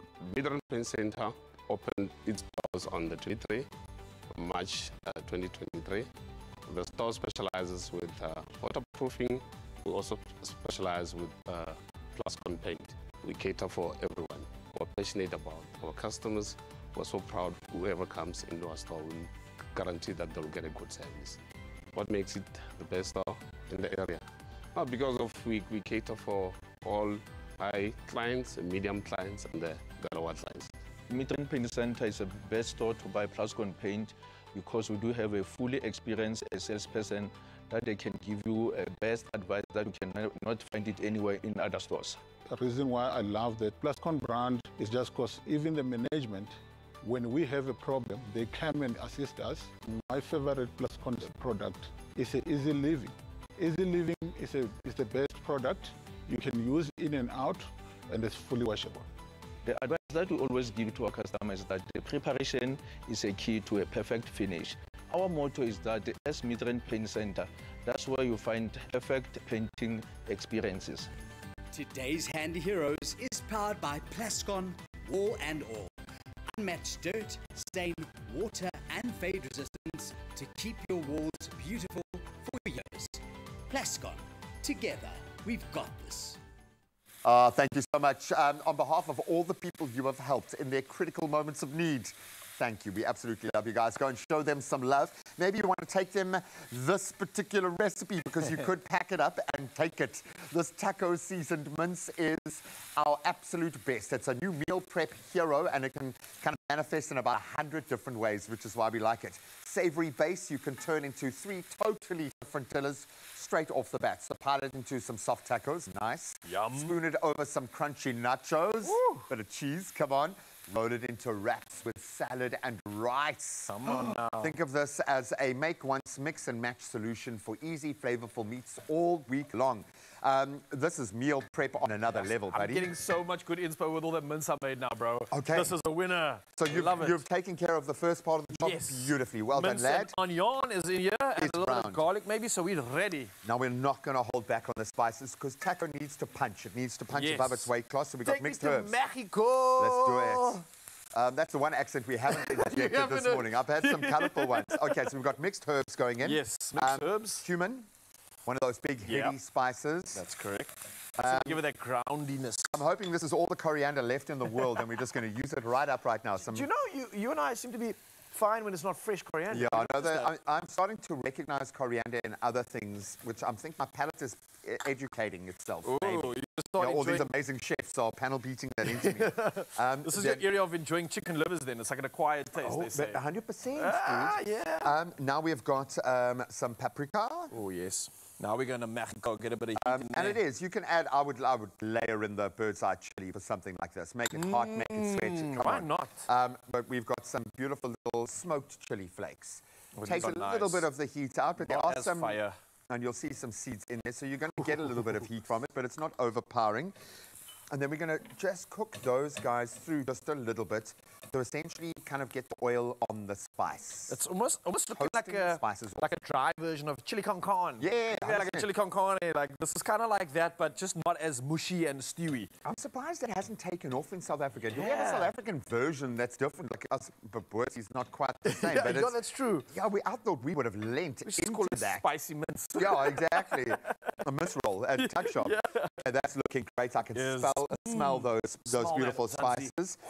So now we're going to introduce a bit of our tomato paste and then a little bit of chicken stock. And I'm assuming a shot of lemon juice if you just want to wake yourself up. No, that's actually got to go in there. Interesting. So this is going to give it a little bit of a sauciness now, right? And we've got a little bit of stock just to ramp it up a little bit. And then you can just let it slow and low. Let all of those beautiful flavors merge and combine. Maybe turn that heat right down. You can probably even turn it off with that and then just let it develop into this gorgeous unctuous mix. And this is protein. It's full of flavor. It's going to go so well with other things. Cheeses, crunchiness, a bit of fresh with the salad. So I love the fact that this can manifest in, we've given 3 ways, but it could be a million other. What would you choose, bro? Taco? I'm leaning towards a wrap. I love a mincy wrap, a curried mince wrap. Get out of town. I've not tried this too often, I think because of the price of it. But like if you get those pre-made taco hard shells, they are so good. They only cost like 1,000 rand though, like for 5. But if you can afford it, they are handmade in Mexico. I've tried to actually create a hack from it. So I've actually taken like some soft tortilla shells, put them like almost like on a little rack in the air fryer, and then shape it into a let them group over. Yeah, man. You I save a lot of like money that way, and you kind of get that like crunchy tortilla. And it gives you a nice scoop. Really cool. And speaking of the crunch, these drizzled over some nachos. Oh, with some man. cheese on top. Yes, I mean, please. get out of town. Look how good this looks, by the way. It looks amazing. Perfect. So you can see the moisture has just been sucked into the rest of that gorgeous mix.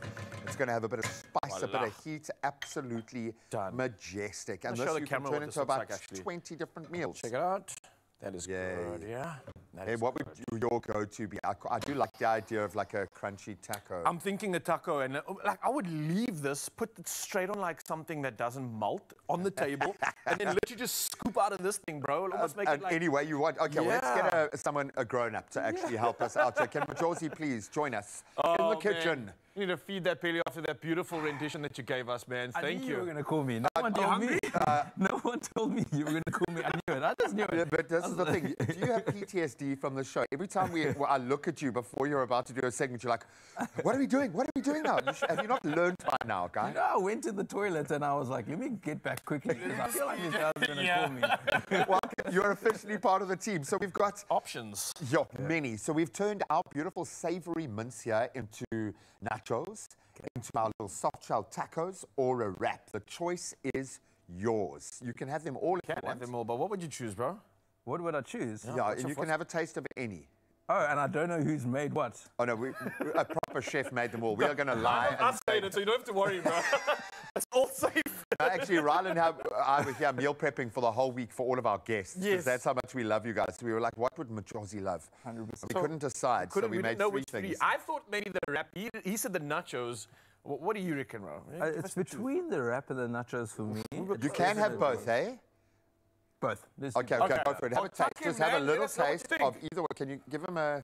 Do you need a knife and fork? You don't need knives and forks for nachos. Nah, man, this is... Okay. We Mexican. What you do is you use another nacho to scrape the stuff onto the other nacho, and that's how it works. He's even got the nacho tash that keeps all the flavor. And there's the nacho smile. Delicious. Yes, it's a win. Booyah. I'm so surprised. Hey, absolutely beautiful. Did you make this? No, I didn't. You would tell if I made it. You can make it at home. Scan the QR code and cook along. And then, as always, send photos. If it looks better than ours, we want you to prove it. We'll see now. Yeah, no, just one bite, dude. We didn't say the whole bowl. Oh, sorry. No, you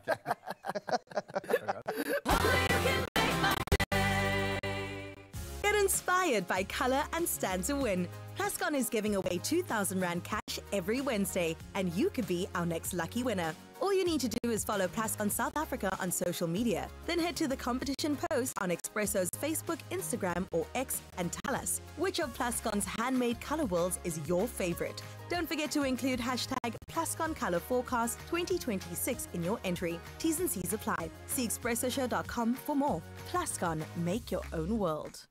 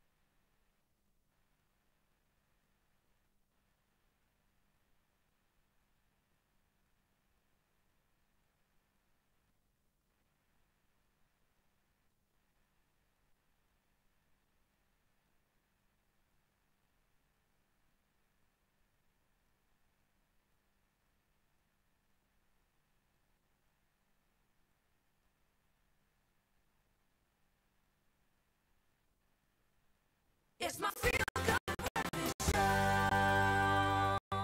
Welcome back, your beauties. And lest we forget, because we're in TV land right now, stuff is happening online and it is blowing up, which is why we have to track what's going down on TikTok. Now, it's become the coolest, I suppose, way of plugging into social commentary. And it is that time to check in on what is trending on TikTok at the moment. And this one's turning heads around the world.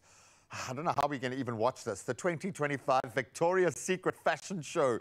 It lit up Brooklyn with a dazzling mix of glamour, of confidence and inclusivity. And this year's show marked a bold new chapter for the brand, celebrating individuality while keeping all the signature spectacle of what we know and love. Zoe has very bravely stepped in. This is a hectic space to play in because it's girls in underwear. So you needed me here because we really and Graham were going to be such great I don't know how we were going to get through this, but what's going down, Go? Why is there such a buzz? Listen, Victoria's Secret, I think it is always a show that people look to and they think, wow, what are they going to do next? It's that ethereal aspect of fashion. And this year, it's got quite a bit of controversy. I think it always has a little bit of controversy because before they've tried different ages, they've tried different body types. But I don't know, social media is such a weird place right now where people are becoming hectic. Well, the problem is, I think about a third of social media users right now are hate bots. 100%. You know, so you've got to take on board that a lot of the content that's being created is AI-driven for this very reason. So, you know, let that temper your storm. But where are we supposed to look right now, Zoe? Let's have it. Well, that's Carol G. I think Carol G was probably one of our top performers of the day. She is an amazing talent. I think download, as you like to say. But she really took away the show. Her, Madison De Beer, a couple of names. They were amazing, amazing moments. One of the people that were causing a lot of controversy was Angel Reese. She's a WNBA player that you might know of. We have an athlete. And from the photo, she's gorgeous, she's stunning, but we've had so many trolls online comparing her with Sid the Sloth, being complete haters. Like, I don't understand why people have an issue. Her walk those comments are rough, No, it wasn't cute. And I think her walk wasn't it for the fashion show aspect of it, but her face card does not decline. And I think it's beautiful to show strong women walking this platform. Well, I suppose the organizers, they've got to make a decision at some point because you're putting people at risk when you allow them to do this space. And it's seen as a wonderful, I mean, once you've walked Victoria's Secret, you know you are you are the it girl. But if it's going to open up, so with Ashley Graham's kind of connection in this space, I suppose someone else stepped into, Angel might have stolen a bit of that thunder, but what was the reaction like? So Ashley Graham is that plus-size curve model. I think that everyone knows of and looks at. She's had multiple children. She is a figure in this space, especially in the plus-size category. But still, so much hate. You'd think a veteran, I think, of the runway would have a little bit more respect on her name, but yeah, the sort of public scrutiny that plus-size models are facing right now, it always feels like we're going back a bit, you know? I think we made leaps and bounds a couple of years ago, and slowly people are changing. I think with Ozempic, with all these changes that like women can now do and how they can change their bodies, there's so much pressure on women to have the stick figure, not even the perfect figure. I want to try and understand this. What is like the whole Victoria's Secret thing actually represent then? Because it had a past sort of bar of pure excellence, like the 0.01% of females that looked a certain way that was almost unachievable. Is that what it was? It was that. It was that Victoria's Secret. It was created by a man, you know, and with 5 supermodels. So that's it. So that's where it started. But I think any brand that has clothes for bigger women should showcase those clothes to bigger women. I think it's an accessibility that, well, now brands like Rihanna's Savage Fenty, she's introduced that inclusivity at such a grand scale that a couple of years ago, I think her sales were up by 200%. So you can see brands like that who are doing inclusivity and doing it well and really making a difference. And then brands like Victoria's Secret that have had this standard, but it's slowly decreasing. So now they're sort of looking at what can we do next to get there. And a lot of haters online are like, it's because of the inclusivity that they downgraded. I'll tell you something, maybe I heard an interesting fact that this current generation now are going to have more in their head of other people's memories than their own because of social media and where we at. Oh, that's sad. Which means, and how terrifying is that? So when you think of the level of hate that's pouring out here, people are living inside other people's lives now. Half of your head is not even filled with your own memories. You're remembering other people's highlight reels. People just living life as if it's a movie, watching it. So we've become so disconnected from reality in that sense that I think it's so easy to just hate, man. Before I break your heart, there is still love in the world, my friend. There is still love in the world. I'm going to let you go find that love. Yeah, let me go practice, get the official duties on. But wow, this is crazy stuff. What's the world coming to, man? I know. So so what's the answer? Do we ban Victoria's Secret now? This obviously highlights 100%. A beautiful social opportunity, right? We have the opportunity to show love online rather than hate. And I think for the most part, we forget that, and we forget the impact that our words have online, because social media does give access to these people in a way that we never had before. You could make your comments at parties and it's it wouldn't make a difference. Man, it really does, yeah. 100%, these models can see it. You have people like Precious Lee even. She's walked Versace. She's the first African-American woman on Vogue, plus-size woman. So you have these people that are making the modeling industry talk and changing things. But at the end of the day, what do the public have to say, and does it matter? Yeah, and clearly every word really does matter. Remember, on the other end of this, even if they are a superstar walking the biggest ramp on the planet, they are still a person who feels. So please, just check yourself online today. And yes, it's perfectly all right for you to go and check out the Victoria's Secret show for this year, okay? And you can be quite judgmental about it. No, just share the love. Share the love. You're amazing. Thank you, my friends. Let's kickstart the final hour of the show. Perfect timing. We just hit the hour mark. So let's round up our last moment of official duties. And we're going to start with national headlines here. And the University of Fort Hare in the Eastern Cape will resume online teaching from today following violent unrest that destroyed 7 campus buildings, including the administration block. Now, students had demanded SRC elections and the resignation of Vice-Chancellor Prof. Sakela Bushlungu. Now, management prioritizes staff and student safety while preserving the 2025 academic year. Now, a recovery plan has been tabled and discussions with students, representatives and Parliament's Higher Education Committee are planned. Now, blended learning is expected to begin on the 27th of October, ensuring operations return to normal. Next up, disaster management authorities in KwaZulu-Natal are on alert following a yellow level 4 warning from South African Weather Service for severe thunderstorms with strong winds, lightning and heavy rainfall. Now, residents in low-lying areas are advised to exercise caution, avoid flooded roads and bridges, as well as reduce driving speed. Now, Kokta MEC Reverend Thulasizwe Buthelezi confirmed coordination with municipalities, SANRail and provincial departments to respond swiftly to emergencies. Now, motorists and communities are urged to report weather-related incidences to local disaster management centres as authorities continue to monitor evolving conditions. Well, we move to international headlines next, and less than 2 weeks after Chad terminated its partnership, African Parks has signed a new agreement to manage Zakuma National Park and Enedi Reserve. Now, the organization, supported by Prince Harry, faced criticism for failing to curb poaching. And under the renewed partnership, African Parks will co-manage the areas, finance conservation initiatives, and implement future projects. Now, CEO Peter Fernhead says the agreement provides a stable foundation for protecting Chad's natural and cultural landscapes and supporting communities, marking a resolution to the diplomatic and conservation dispute between the government and the charity. Well, next up, protests erupted across all 50 U.S. states yesterday as no kings and, quote, demonstrators rallied against President Trump's policies, with organizers estimating 7 million participants from New York all the way to Los Angeles.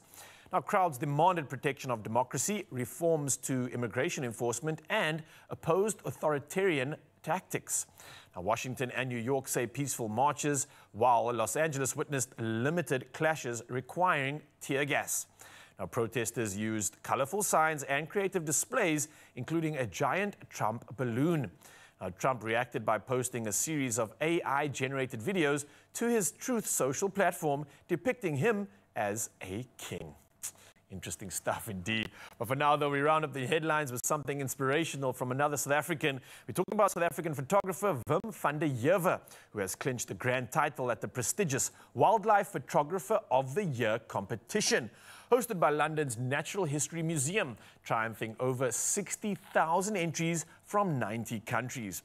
Now, this is huge. Now, his haunting image of a rare brown hyena wandering the deserted streets of Namibia's Kolmanskop, titled Ghost Town Visitor.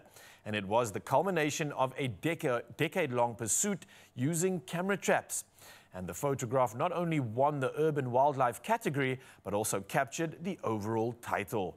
Now, other winners include Italy's Andrea Dominici for the photograph of a beetle among rusting machinery. And then we also had Brazil's Fernando Focciella, whose image of a rescued anteater earned him the Impact Award. But van der Heever's win is yet another proud global victory for South Africa. Well, hopefully we can keep it victorious with the rest of the headlines. And here's G-Man with the latest when it comes to all things sport.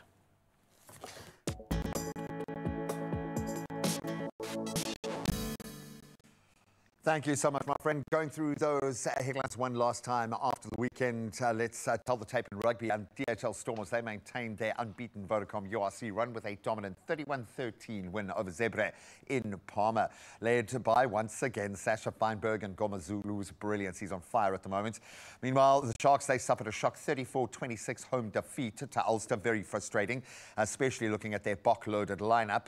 While the Lions, they looked good, beating the Scarlets 29-18, and then the Bulls had a nervy one, edging out Connacht 28-27.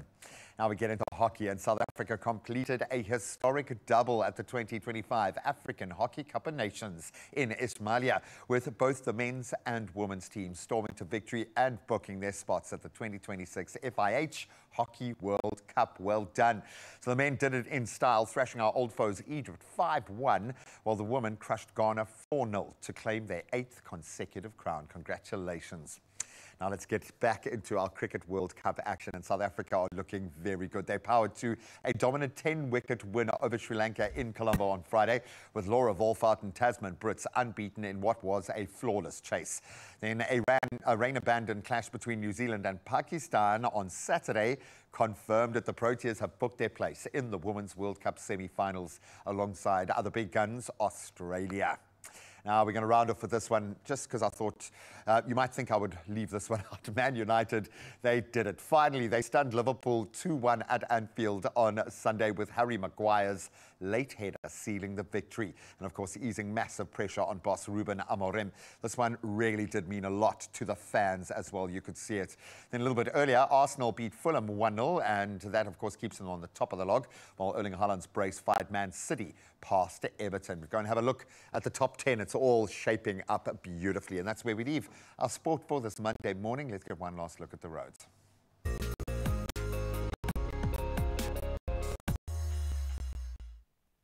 Thank you so much, G-Man. And yes, one last time, let's see how we can assist when it heads to the roads. And we're going to start in Sandton, Gauteng. Now, significant delays are expected as a result of heavy congestion on the N3 southbound, and that's taking place between Marlborough Drive and Buccleuch Interchange. Now, motorists are urged to consider alternative routes, avoid the affected area, and please plan accordingly. Next up, we go to Kraaifontein, Cape Town, where delays are reported on the N1 inbound near Joostenburg Vlakte off-ramp, and this due to congestion. Now, slow-moving traffic is expected, so again, as you can see from the visuals, do allow for extra travel time. And wherever you are headed, remain cautious and always buckle up. Now, from the roads, one last time, let's see what the world of weather has in store for you.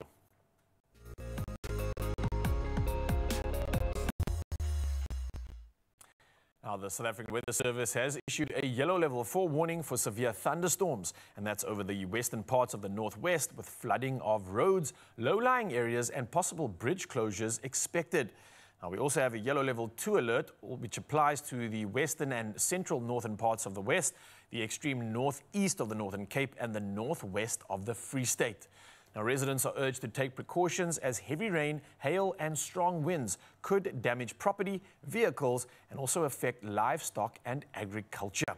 So brace yourselves and hopefully get inspired, because Werner has come through with another beautiful sunrise view. This one's all the way from Stikland. And oh wow, look at that. It looks like a scene from a movie. You can just see the sun peeking through the trees here. It looks like you're in somewhat of a pine forest of sorts, but it looks amazing. I love the hue and the glow on the field there in the background. This is just a beautiful moment and a beautiful shot. Even getting a little bit of that ray sticking through. So well done. Werner, thank you so much for this one. Stikland's going to be amazing with a cool, calm 23 degrees of weather. And that's what you can expect on your side of town. And yes, we do this all again tomorrow morning. We share these sunrise views every hour and come through on the number 063-036-9649. Share your view with us, whether you're in the parts of South Africa, the continent, or the entire world. We want to see your sunrise view wherever you are. And here's the opportunity to see what temperatures you can expect one last time on your side of town. Enjoy.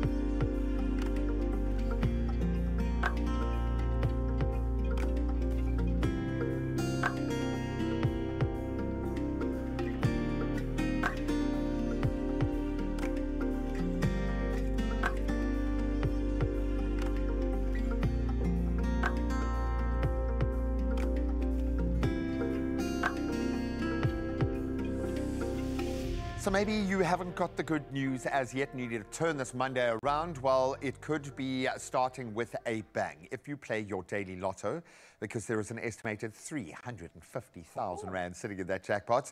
And then the good news, we've got the new Daily Lotto Plus. We're going to throw another 150,000 Rand in the kitty. Yes. 2 chances to win. And what are you waiting for, right? Come you need on. to do the following right now. Buy your tickets in store on the nationallottery.co.za website. You can use the mobile app, cell phone banking, or simply dial *120 *7529# and follow the USSDs. That's simple. It really is. And while you check out the amazing content on our social pages, and there's some crackers today, you can go and push or play your daily lotto, get all of those details on how to do it, and then win. Hopefully 350,000 Rand in the daily lotto, and our new Daily Lotto Plus One, 150,000 Rand in that jackpot. Today, you could win big. In fact, you could win twice. I'm feeling like I'm winning already, not just because that's an opportunity that you need to grab, but we've got more opportunities in the kitchen. Yes, the mince is coming through. We've got pies next, right? Mince pie, but actual mince. Game? No, it's real mince in pies. Not at Christmas yet. For it. Also, we've got the G20 Summit that we're going to talk about. So good conversation, good food, and nothing but the good stuff. All happening after this.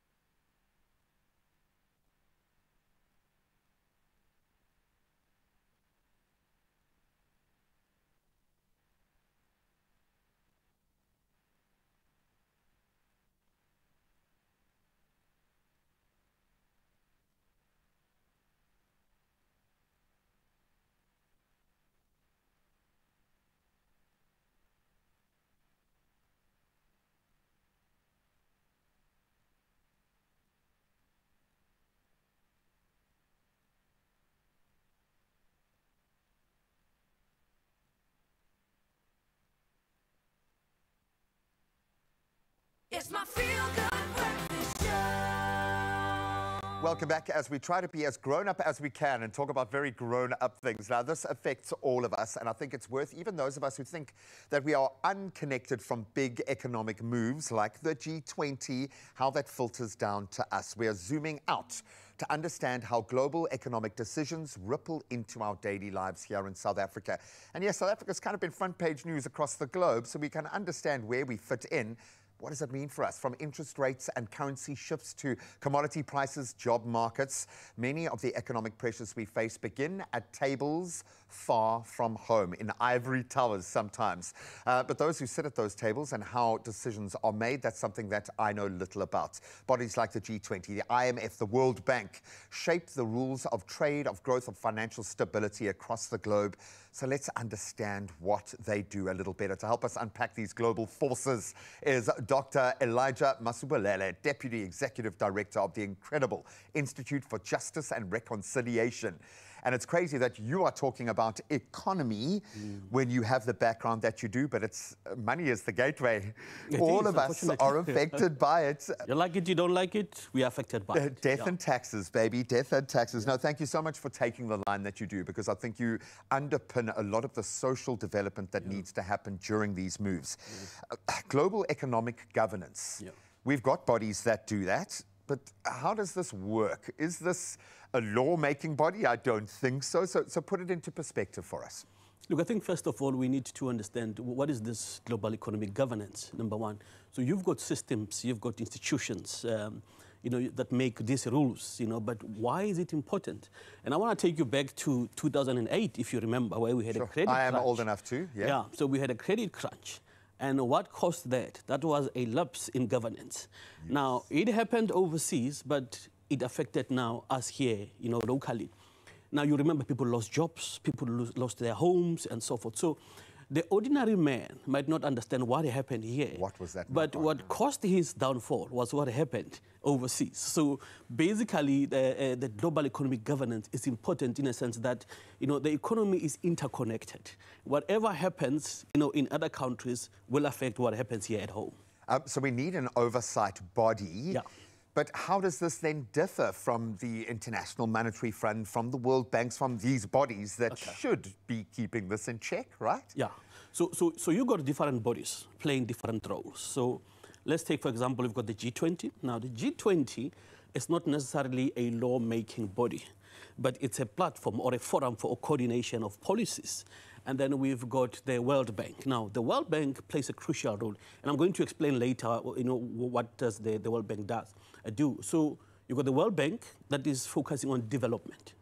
And then you've got the IMF, the International Monetary Fund, that now focuses on stability. So they stabilize... on lending money. On lending money. And remember, the World Bank lends money as well. It's just the structure and the influence is different from each other. So, and then you've got the G20. Then you've got the AU. Now, the AU plays a critical part here because they are part of the African continent. They are the African Union themselves. Now, they sit on the G20 as an observer so that they can also make sure that the African continent's issues are raised on that platform.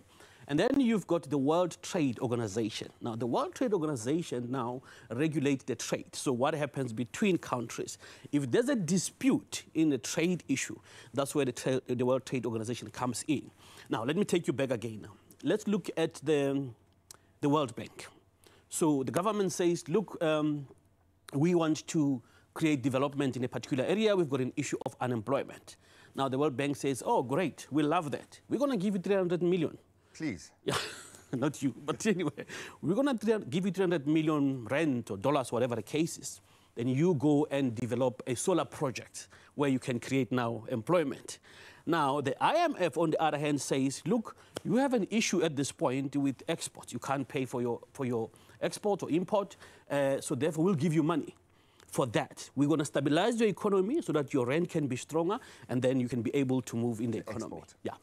I love this because it also speaks to an energy of collaboration where we don't need someone telling us what to do because we're doing it in the right way so that it can work for everyone. Yeah. finely balanced, I would imagine. Very difficult with so many different agendas being injected into these various areas. Where's our voice in this? Where does South Africa sit in this broader ecosystem? Because it feels like we've got a voice. Yeah. It feels like the continent is looking to us for direction, but within this ecosystem, if I can use the broader term, what is that voice? How do we fit in? Look, and I want you to understand the position that our country occupies here, and within the broader spectrum of the G20, the BRICS, we also have the BRICS, you know, so we were chosen, in fact, we were selected to join the G20. We were invited for the G20. And why were we invited for the G20? In 2008, because South Africa then had what we called moral leadership. Please, let's not talk about leadership today. It's not that discussion. Yeah. Okay, I get you. So we had at the time what we call moral leadership, but also we are, you know, the most industrialized country within the African continent, you know, or even then, I mean, many countries are coming up now. And then we were also, or we are, the highest economy in African continent, and we followed by Egypt, we followed by Algeria, and then Nigeria, you know. And then we had structures, you know, infrastructure, you know, was on point at the time. And now we serve as a voice for the African continent. And you will see now that this year our president is the chairman of the G20. So how this works now is that every country that hosts for that particular year, they become the chairperson of the G20. So our voice now, it's amplified, not only for the South African citizens, but for the African continent. Yeah. It becomes the whole gateway. So we become that bridge that now speaks on behalf of the African continent with the global powers in the north. Let's hope even greater chance for collaboration. You mentioned energy, you mentioned the big moves that are being made. I think where we are starting to see the best impact is in that social development space. When you start applying these big moves within the context of Africa and South Africa, there is so much room to grow. There is so much opportunity for development. This is where it's going down, but we need to know that true north. So we're going to continue talking. Thank you so much, Doc, for being here this morning to explain some very big ideas in very simple ways. We do need to be aware because it does affect us. Oh, well, from big ideas to big opportunities. I want you to buckle up because the World Sports Betting Cash-Out game is about to take flight. Yes, it's your opportunity to watch your winnings soar higher and higher with every second that you stay in. But here's the challenge, remember? Will you cash out in time or let the plane take off with your prize? Now, we saw Namhla Dlulisa walk away with 1,000 Rand last Friday, and now you stand a chance to be this Friday's on-air pilot. And that means you could be winning between 1,000 and 10,000 Rand if you cash out in time. Now, I just wanted to plug you in on the opportunity here because to enter, all you got to do is reply to the competition post on the Expresso social pages and tell us the following. Do you consider yourself a lucky person? Well, if so, tell us why or why not? And don't forget to use the hashtag World Sports Betting in your comment. And of course, this week's competition closes at 10 a.m. on Thursday. So you've got a couple days, but don't waste it. Thursday, the 23rd of October is when this thing wraps up for entries. And don't forget that your T's and C's can be found at expressoshow.com. Who's going to be flying high and claiming those thousands of rands? Well, let's find out. We're also going to be finding out more of the important information when it comes to this incredible conversation we're having with our G20 rep over here, and then also some good food in the kitchen, and I'm pretty sure this one's going to involve some mince as well. We're making pies, and you get to come along for the ride. See you soon. South Africa, it's time to fuel your wanderlust because Shell is giving you and a partner of your choice the chance to win the ultimate South African road trip experience. That's right. With Shell V-Power, 5 lucky couples will win a once-in-a-lifetime road trip and track experience. And entering couldn't be easier. Simply spend 750 Rand or more, tap or scan your V Plus rewards card 3 times this month, and you're in the running. Oh, so please start those engines and let Shell V-Power take you places you'll never forget. T's and C's apply. Find them all at expressoshow.com.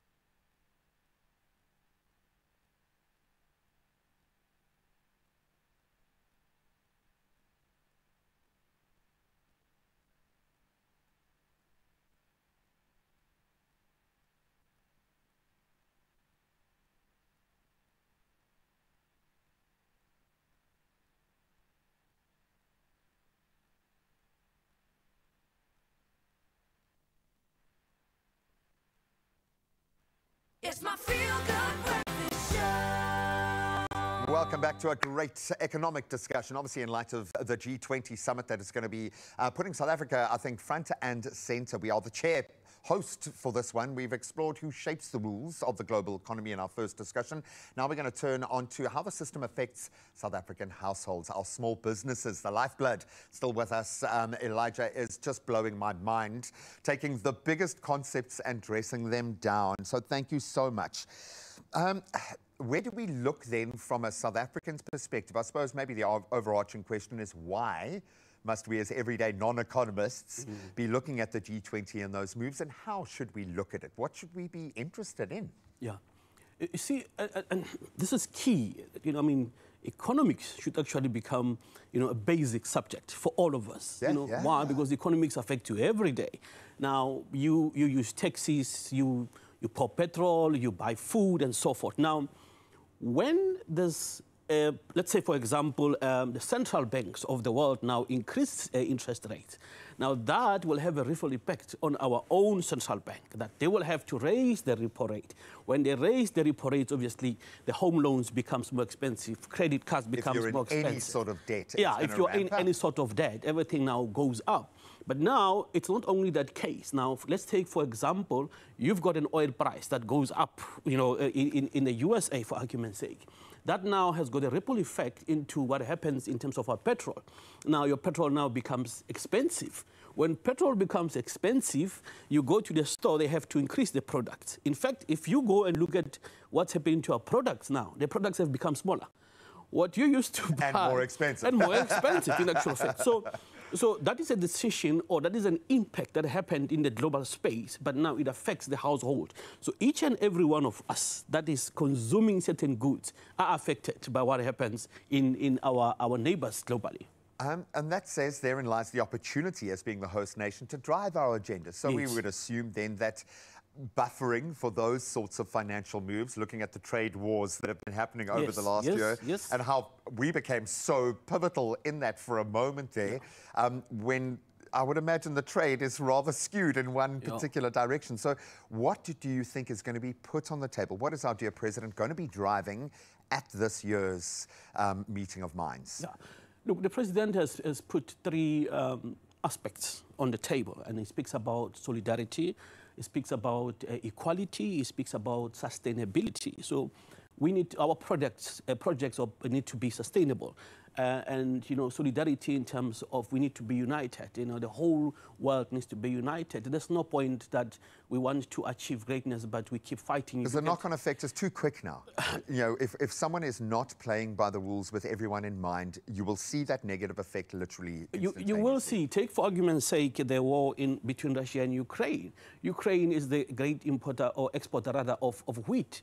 And that obviously had a ripple effect in terms of the prices of food. So that unity becomes key. Now, and inequality or equality also becomes important in the sense that you cannot build or grow where there's inequality. You cannot have one aspect of the society, you know, owning, you know, the vast majority of... Gap just the gap just expands. You know, your Gini effect becomes much, much more bigger. So the president is saying we need to cut the gaps so that we can have everybody participating in the economy.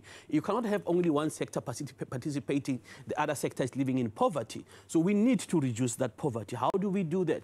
We need to bring in jobs and we need to grow. We spoke about the energy sector in the morning. Now, you look, for argument's sake, you spoke about the tariffs earlier on. What is the impact of the 30% tariffs? You're losing jobs in the manufacturing sector, you're losing jobs in the citrus or agricultural sector. How then do we bring those jobs back? You know, so then we need to grow somewhere. And where are we growing? Energy is the way to go. Infrastructure is the way to go. If we don't do that, we're going to find a lot of people now becoming more and more unemployed. The mines are closing down. And how do we make up for that? And the joy here is, and I say that with a great sense of irony, is while people are making themselves rich, their market is disappearing. So where the money can come from is starting to dry up around us as a result. But then you invest in communities, in small businesses, and suddenly it's an inversion of that value proposition.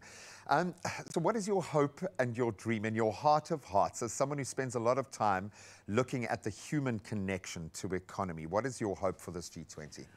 Look, It's another issue on the table, and that's an area that's growing. And our president has spoken a lot about that. And what kind of jobs will that bring forth? I think what I want to see as well is that, you know, our people need to spend time understanding where this G20 is going.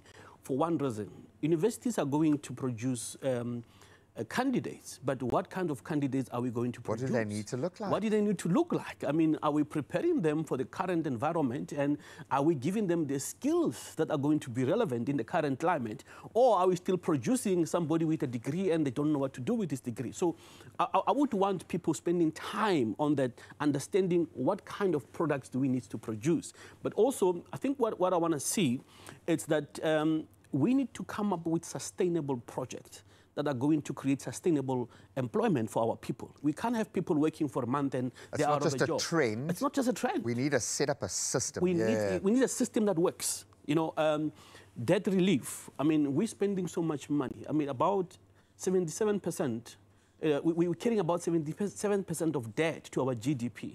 That's too high. So we're spending a lot of money servicing debt as opposed to creating projects that are going to be sustainable. We're just paying We interest. need to reduce that. Just paying interest. We're not injecting cash. We need to cut that. Yeah, we want capital, not debt. And I love you. So I love the fact that you are sitting in your position in the world, because I think South Africans need to understand these principles. But I think balanced with that, they need to understand the reason why the world is so interested, why China is so interested in South Africa. It's not a sense of ownership that they want here. They see the opportunity because of incredible minds like this, because of those gogos that are running ECDs that are offering 8 times the return on investment. There is solidarity in this country, whether you like it or not, and that's what we need to lean into. I love you, sir. Thank you so much for being here. We'll bring you back to try and explain after the G20 to see if anything is sunk in. But I love this notion. How does it affect you at home? How does it filter down into your small business? Of course, 22nd, 23rd of November, it's happening here in South Africa. Our president is the chairperson this year, and we are raising those, I think, very powerful notions for South Africans. It's our time, so have your voice heard. Doc, thank you so much. Enjoy. Thank you so much. Oh, another grateful thank you to the doctor there, coming through with some pertinent conversation. And I'm feeling a little bit educated after that one. Now, we're going to be rolling things back to our meal prep, because failure to prepare is preparing to fail. And this one, we are going to be doing something incredible. These are easy veg and mince pies. They have a perfect mix of wholesome veg, a little bit of savory mince, and they're all wrapped up in some golden flaky pastry. Yeah, I got your attention now, didn't I? So whether you're feeding the family or prepping for a cozy weeknight dinner, this recipe is simple, it's filling, and is endlessly adaptable. Even 2 clueless gents can put this one together. And speaking of, enter 2 clueless gents, one and the other. There's enough cluelessness in me to warrant 2 full clueless people. Yep. Listen, dude, have you been enjoying the mince prep so far? I've been loving the mince prep because we made mince over the weekend, so I do actually have a little bowl of leftover mince just ready and waiting to... What you going to do with it? I'm going to agonize over what to turn it into, but I don't make pies. I've never really made a pie. Yeah, I'm also scared of pies, bro. It's very intimidating stuff. But let's see how easy this one is. And if you don't even understand what we're saying, there's a QR code on your screen right now that you can scan. All the steps are there. But yeah, let's start off with our pan, because this thing needs to be on. And as always, we've got mince as the hero. It could be leftover mince, or it could be mince that you're preparing specifically for the occasion. All right? I would lean into like a real cottagey country pie. Yeah, a nice rich veggie mix in there. My mom made a cottage pie that is just world class. Moms, I don't know if you're watching or not. I miss that pie so much. I've never had something like it, or even had it since I've had it at my mom's. If she's watching, will you find one when you get home? I should actually, send it over to your house? I think she might. Yeah, that would be special. So let's get going with the mince. Maybe, G, you can help me with the pan so long, and then we'll move over. You can play. Because there's lots of ingredients going into this one. Nothing crazy, mostly pantry staples as well. And yeah, let's talk about it. So mince is ready. That's been sauteed. We've got onion in there and a little bit of garlic. I'm going to pop some green peas. So you want some extra protein. That's where you get your vegan protein from, peas. And again, adding some green veg to that. We also got some... courgettes, by the look of it. Yes, I love the word, courgettes. Oh, it's a baby marrow, right? I was going to go with that, but I like how you're transporting us somewhere international. Some salt and peppers going in there, and again, I've been told that you can use all of it. And some tomato paste. You seemed a bit nervous about that. Apparently, we can just use. Because we just go crazy with salt and pepper. We're sprinkling. They always say sprinkle some salt and pepper on the recipe. This one, you can chuck something if you want. Before I get into this, right, so we've got some soy sauce going in there that really just brings it together. I'm going to be grating some fresh garlic. Sorry, that was a Worcestershire sauce. That wasn't Gonna say it sauce. like the Shire. Yeah. So fresh garlic is going to be the one that really brings this recipe together. So that's what I'm adding. That's why I've been nervous this whole time, because we had a microplane here. I don't know why a microplane. I would rather use a hacksaw, an electric chainsaw than a microplane. I don't know. It makes me so nervous, bro. It does, eh? It's a real thing. I think it's because when you have to work it, I mean, this is all the real estate I have before my finger comes off, G. So you really got to be careful. Maybe don't let the kids use this one. What? You see, I almost took my finger off. And then, so just be careful with this one. Fast forward 2 seconds now, the garlic's on fire. And if Carissa was here, I'm telling you, Carissa's not here, so we don't have to worry. So what actually happened there, bro? I just saw flames. There was open flame, and Millie obviously have the leaves, and you want a bit of a char there, but it just went full on. And then I'm trying to think what accelerant she threw onto it. I think she just took the plastic lappy and just put it on top of the fire, like a nice fuel to the added. So just a note, guys, if there's an oil fire or any kind of kitchen fire, sand is great. Don't do anything that's going to catch on fire. There we go. So I just threw some stock in there, just so you know, when you're wondering. That looks great. Don't throw lappies on it. Don't throw more oil on it. Yeah, don't throw water, because water spreads the oil around. I did that on this show, bro. I burnt my finger, and then I was like, I threw it over here, put some water on, boosh. Absolutely a no-no. I learned the hard way. If you don't see either one of us cooking for the rest of the week, you now understand why. Okay, they might just have to bring Chef Clem in. I think this is so hearty and healthy, dude. Yeah, and then I forgot to time, and again, I keep forgetting this one. Some thyme that you put on that one, just to finish it off. Thyme's on our side. This is hearty. This is stewy, to be honest. And this is something that you could really go crazy with regards to what happens next. So what we're going to be doing essentially is taking the cooked version of this and making a pie. Okay, I'm going to swap sides with you. Show us the way here, my friend. This is something I've never done before, so let's see if this comes together. We've got a cookie cutter here, or pie cutter, or just a round cutting device. You can even use a big cup. For me, I just think it was like a Play-Doh thing, because my kids, all of our cooking stuff become toy stuff for my kids. Yeah, so I don't think you ever leave the Play-Doh. No, I haven't. Absolutely love it. But I'm definitely going to make pies with my kids, because this is tactile. You can get stuck in, have a whole lot of fun, and then they can make their own version of. Edible arts and crafts, essentially, man. And that's the sentiment we're going to go with here. So I've taken this around cookie cutter, and I'm literally using like a muffin tray to create my base. Very Voila. nice. Look at that. Something's That's my just hit base. me. Done. From the smell here, sorry to interrupt you, bro, but you know, when I talk about that cottagey, that old English, that there's something about the thyme introduction to this recipe, the flavors, the smell that's coming off with the introduction of the thyme. That's cottage. I'm going to call it the cottage herb. If you want something to be more countryside and cottagey, give it some time, man. Oh, you couldn't have said it better, man. That looks great. Don't rush this as well. Take your time with it. And again, what I'm going to do with the other part of this is pop it straight on top. And this is where you can get creative. You can leave it just like this, or you can even take a fork, right, and start pressing the edges together. So you get that little, like, sort of... And then it'll expand a little bit on the inside. I love that, dude, because they look... This looks like you could have bought them at, like, a farm stall on the... trip out to your... I won't mention their brand name because they'll sell out of pies within 3 seconds. And they probably already have. But on the way to the wedding venue, there was a particular pie place. And I think everybody stopped and bought about 20 pies. Wow. So if you're wondering why there's no more pies left, then but this looks like proper kind of pat-style style, which I love that for us, dude. And I think, again, this is where you could really have fun with it. Some people like the insides of the pie to be, like, really overcooked. Some people like a little bit crunchy and then a little bit of, like, flaky and then a little bit of, like, raw-ish dough. You can have any fun with this. Bespoke pies. Yeah. Again, now one thing I have to make mention of, you want that, like, perfect flakiness and there's layers of crispy pie crisp to come through, then definitely get a nice egg based on this one as well.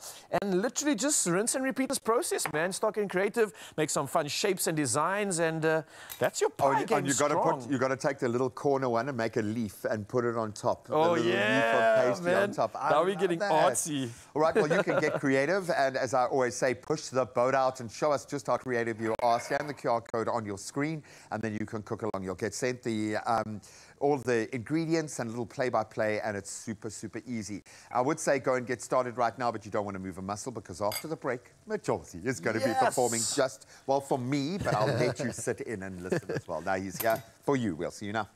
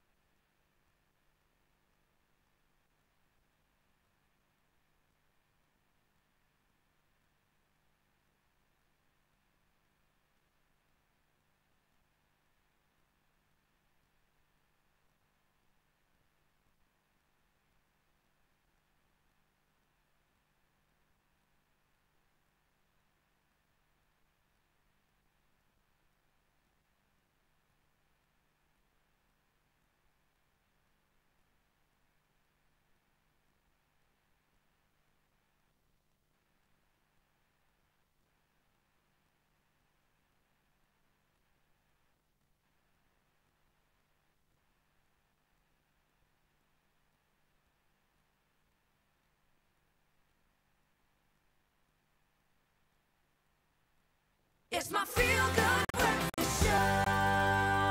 Yes, it absolutely is your Feel Good Breakfast Show. Welcome back to the magic and welcome back to something important. It's a moment where we put someone under pressure and see if they can deal with live TV at its best. Because it's time we play a quick fire question round with a mix of this or that with the one and only Majosi, who is absolutely loved by us all. And hopefully we're going to be loving these answers. So you ready for this one? I'm ready. You're not allowed to think. Let's go. Okay, first one. Acoustic set or a full band of energy? Acoustic set. You're all intimate and sensual. I feel that all the time, man. Intimate boy. Headphones in or speakers out loud? Headphones in. Okay, they're just keeping it personal, intimate again. I see you. Journaling or talking it out? Talking it out. Ooh, I thought you might be a journaler because of the music writing? I'm too lazy to write. Okay, fair enough. Tour life or home studio flow? Tour life. Oh, why? Does it just feed you? Does it stimulate you? Yeah, it stimulates me, man. It really does. Yeah, that's a good answer to my own question. I got you, bro. One track that always lifts your mood? It's a track from Jack Garrett called Nothing's Gonna Get in My Way. Just give us a chorus at least or something, bro. It goes like, nothing's gonna get in my way. Nothing's gonna... I love it. I'm putting that on the playlist. I haven't heard that one, but now I have every reason to. What's your go-to self-care activity on tough days? Gym. Really? Gym, bro. Yeah, a little bit of boxing training. I promise you, it brightens my day. Like, I'm like, oh, cool, I needed this. You got some moves on you, hey? A little, you know, little... And when it comes to gymming, apart from like fighting and stuff, what do you love to do, like movement-wise? Movement-wise? Running, benching? Running, yeah. Running, 100%. Yeah, running. Gym and running clears my mind, and like, it just... take a deep breath and I'm like, okay, cool, yeah. I don't know what I was stressing about. I agree with you. It's my time. One of the few moments where I get time to myself to check in. It's like therapy, bro. I absolutely believe that. If you weren't making music, what would you be doing, bro? It's a good question. What would you be doing? The further I've got into my career, I honestly don't know anymore. I used to be like, I'd probably work at church and stuff like I used to. Now I'm like, I actually don't know, bro. I honestly don't know. I feel like you'd be like probably presenting with us, dude. You feel like you're so grounded. So Camera number one. Let me talk to patients. I was like, put the CD in, let's go. We want another brother with us. No, but seriously, dude, you're so good at the camera. You're so real. You're so raw and authentic. I think that's why Mzansi absolutely loves you. And you can sing on top of it. Bro, teach me how to sit on these chairs with such a straight back. Like, I'm watching your posture, and I'm like, how is this so My core is so engaged. So you got to engage your core, draw your navel in towards your spine, take your scapula and put them in your pockets like this. Okay, relax your neck, draw your shoulders down. Sure, you're looking opulent like that, that, because bro. I watch myself on the camera and I'm like, nah, something here. And I'm like, this is how it looks. How is he doing it? Invisible back rest, bro. My core is so engaged. All right, let's keep it going here. Guys, you should be sitting like that if you're watching TV right now, actually, if you're watching us. The most played song on your current playlist, like your go-to right now, what's keeping you going, man? Because I run often, it'll be a heavy metal song, because I need the energy. There's a band called Falling in Reverse. It's just the right tempo when I listen to it. Is there also some of that? Yeah, 100%. Run your legs, my Josie cow. A little bit of that, bro. I just need to just wake up and be like, personal best. Let's go, boy. Let's go. Nice. So heavy metal's keeping you accountable. I love that, man. We have 2 more to go. A quote or mantra that you live by. I'll never be a better musician than you are a person. Whoa. Quincy Jones. Whoa. He said that, yeah. And that speaks to what you mentioned earlier about you aren't what you do. Exactly. I think there was a great saying that you mentioned earlier. Exactly, it's yeah. what you really truly identify with. And it was grounding that you were echoing there. So if you haven't got some, go get your grounding on now. And speaking of, how do you stay grounded, especially when you're on the road, especially when you're so busy, getting caught up in the chaos? What's your go-to to just find yourself in that moment? Definitely my faith, knowing who I am, my identity, all that stuff's really, really important. Like, everything matters and everything has a purpose and like everything. But at the end of the day, you realize there's things that matter more than all of this, you know, and I try and just keep that in focus and be like, okay, cool, I just want to enjoy and experience all the cool things I get to do, but also realize there's things that are like way above this that I just need to make my priority. You know? And just practicing gratitude along the way. Listen, we obviously chatted to our people, to Mzansi, about what is their sort of go-to when it comes to getting into a good mood, right? So our question was, how do you stay consistent when your mood says not today, right? And we asked for voice notes and comments. But if I had to ask you that question, and I'm sure you feel moments when you get up and you're like, oh, I don't want to go perform, I've got to do this, another energy. How do you step up in that moment when everything's against you? I think acknowledging it is a big thing. It's like being like, okay, cool, this is, I'm not feeling this today, but like, this will pass, you know, like, let me get through the day, show up. Showing up is super important. For 90% of the things I've done in my life, like, I've never felt like I was able to do it, or maybe I couldn't do it that day, but you never know unless you do it. So you have to try, show up, don't let the world or your mood stop you from experiencing things. I think it's important to show up for yourself, if not for everyone else, but really for yourself, show up, and you'll be surprised. I think you're absolutely right. You'll be really, truly surprised what you can achieve, what you can handle, and what you're capable of. Just show up. Be present in the moment. And if you're looking for anything to celebrate right now, why not practice gratitude? Take a moment to just realize how much you can be grateful for. There's so much to look forward to. You have all this life running inside of you, which gives you this endless possibility to do anything you choose. So why not just choose something, and anything that stimulates your heart? But Josie, you've been stimulating my heart all throughout this morning. I can't wait for you to perform once again, but more so, I appreciate your true humility. I think that's what I'm fueling on right now. Love this energy, and we're going to try and maintain it for the rest of today, which means we've got to take it on board ourselves and try and propagate this. All morning, we have been talking about Mental Health Awareness Month and those simple ways, practical ways that we can show support or spread kindness. And yes, that could be to yourself. Just showing up for yourself, as Majorji just said, is often where it starts. Words that heal. What a campaign. We wanted to delve a little deeper and find out more. And Sandton City has partnered up with a Ricky Rick Foundation, we miss you, brother, to turn messages of encouragement from everyday South Africans into the coolest, most powerful hip-hop track featuring Ricky Rick himself. Sure, that got your attention. This is an absolutely beautiful concept, cool, to say the least, right? And we're talking about using words and music to remind us that no one is ever truly alone, right? Especially when it comes to these conversations, bro. Yeah. I was thinking about this now, just chatting to my Josie, reflecting on music, on art, and how it kind of brings comfort and why. And I think Majosi was mentioning earlier that moment of like therapy where they're getting a chance to write down something is something that we all need to do. Process work, but we don't do it. And we then find resignation and we resonate with people that are doing it because it's almost like they're representing some of our struggles, some of our challenges, and something that we can maybe seek comfort in, right? Well, this is the crazy thing. We're often are just looking for acceptance so that we can, I don't mean other people accepting you, but we survive by accepting the things that we can't change. Yeah. But often that acceptance is so much more powerful than the energy to change. So you just accept something is the way it is, because that's easier to deal with and I can just wrap my head around it. To break these walls down, to think bigger is going to be just too difficult and too raw. So we need to hear it sometimes. We need someone to drive us, and this is at the heart of this incredible message.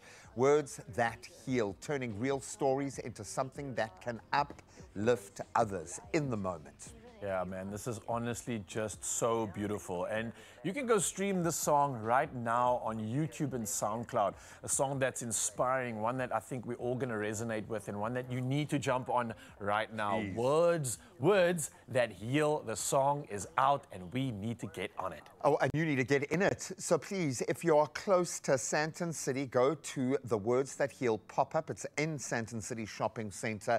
It opens, it's open up until the 9th of November. So you've got some time, and we've got limited edition pieces designed by the incredible artist Samurai Farai as well. Just absolutely awesome. And all the proceeds from the limited edition t-shirts, the hoodies, the scarves, which look really cool, they will go to the Ricky Rick Foundation. And I think they would have gotten Rick's stamp of stylistic approval. I think also if you're feeling a bit left out and can't physically get there, or you can't make it in person, you can still pledge your support online. You can go to the rickyrickfoundation.co.za/pledges, because even the smallest gesture can make a difference. So yes, we can all be a part of this one. Oh, go and stream it. The words will make a difference to you. And you can visit that pop-up store, add your voice, your love. Let's keep Ricky's message of hope and love alive. Yeah, and also don't miss tomorrow's show, because we're going to be taking you inside the Words That Heal pop-up for a special look at the story and inspiration behind it all. Right, well, we've got more healing words coming your way, courtesy of one of our absolute favorites, co-presenter Majosi takes the mic after this. The Expresso Morning Show is waking up to some incredible news. We have been nominated in 5 categories at the 3rd Annual National Film and Television Awards South Africa. This year, we are proud to celebrate Graham Riches for both Best TV Personality and Best TV Presenter. Then Carissa Capito for Best Female TV Personality. And of course, the culinary hotline Expresso for Best Entertainment Show. And to top it all off, Expresso Show for Best Current News Program. Oh, so the awards take place on Saturday, the 22nd of November 2025 at the incredible South African State Theatre in Pretoria. And now it's time for you to help us bring it home. Please, public voting is open from the 13th of October until the 20th of November at midday. So visit nationalfilmacademy.com, register, and then cast your votes for Expresso Morning Show and your favorite presenters. Don't forget to catch us weekdays from 6 to 9 a.m. on S3.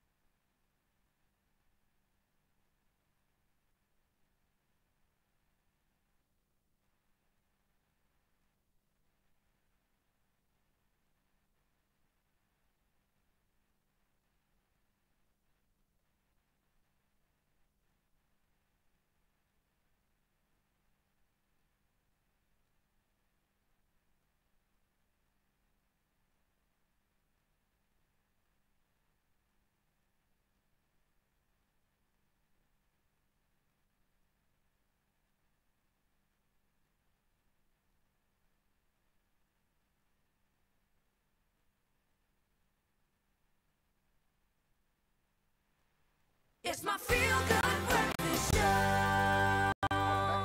Just a quick opportunity to win and win big. Your Monday could start on the right note if you play Daily Lotto. There is an estimated 350,000 Rand sitting in that jackpot. And our new Daily Lotto Plus has an estimated 150,000. Come on now, what are you waiting for? We want to buy our tickets now in store on the nationallottery.co.za website, the mobile app, cell phone banking, or simply dial *120 *7529# and then follow the USSDs. And we'll keep all the deets up on our socials so you can check them out and panda push play your Daily Lotto for that estimated 350,000 Rand, and then Daily Lotto Plus for 150 grand in that jackpot today.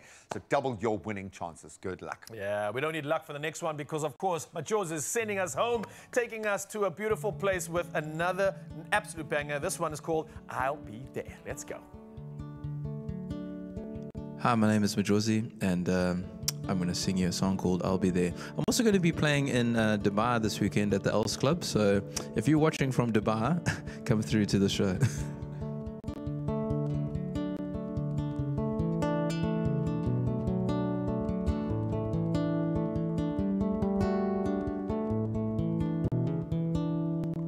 When you're stuck in the in-between, keep falling down and you're on your knees, know that I'll be there for you. When you're scared of another day, you're stuck in bed, don't you feel ashamed? 'Cause I'll be there for you. It's been a little crazy lately, but you know you can always find me, and I'll be there for you. When your heart is filled with endless sorrow, and you need a little strength to borrow, well, I'll be there for you. When you find there's nothing to see in your reflection, just look at me and know that I will care for you. When you live with no hope inside, I'll search the world for the spark that died, and I'll bring it back to you.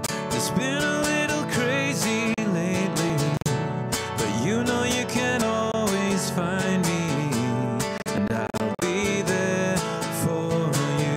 When your heart is filled with endless sorrow, and you need a little strength to borrow, I'll be there for the death or life or sacrifice will separate my love. The things to come, all the things you've done will break apart my love. Through the days and nights till the end of time, you'll always have my love. With all my heart and soul. Another feel-good production.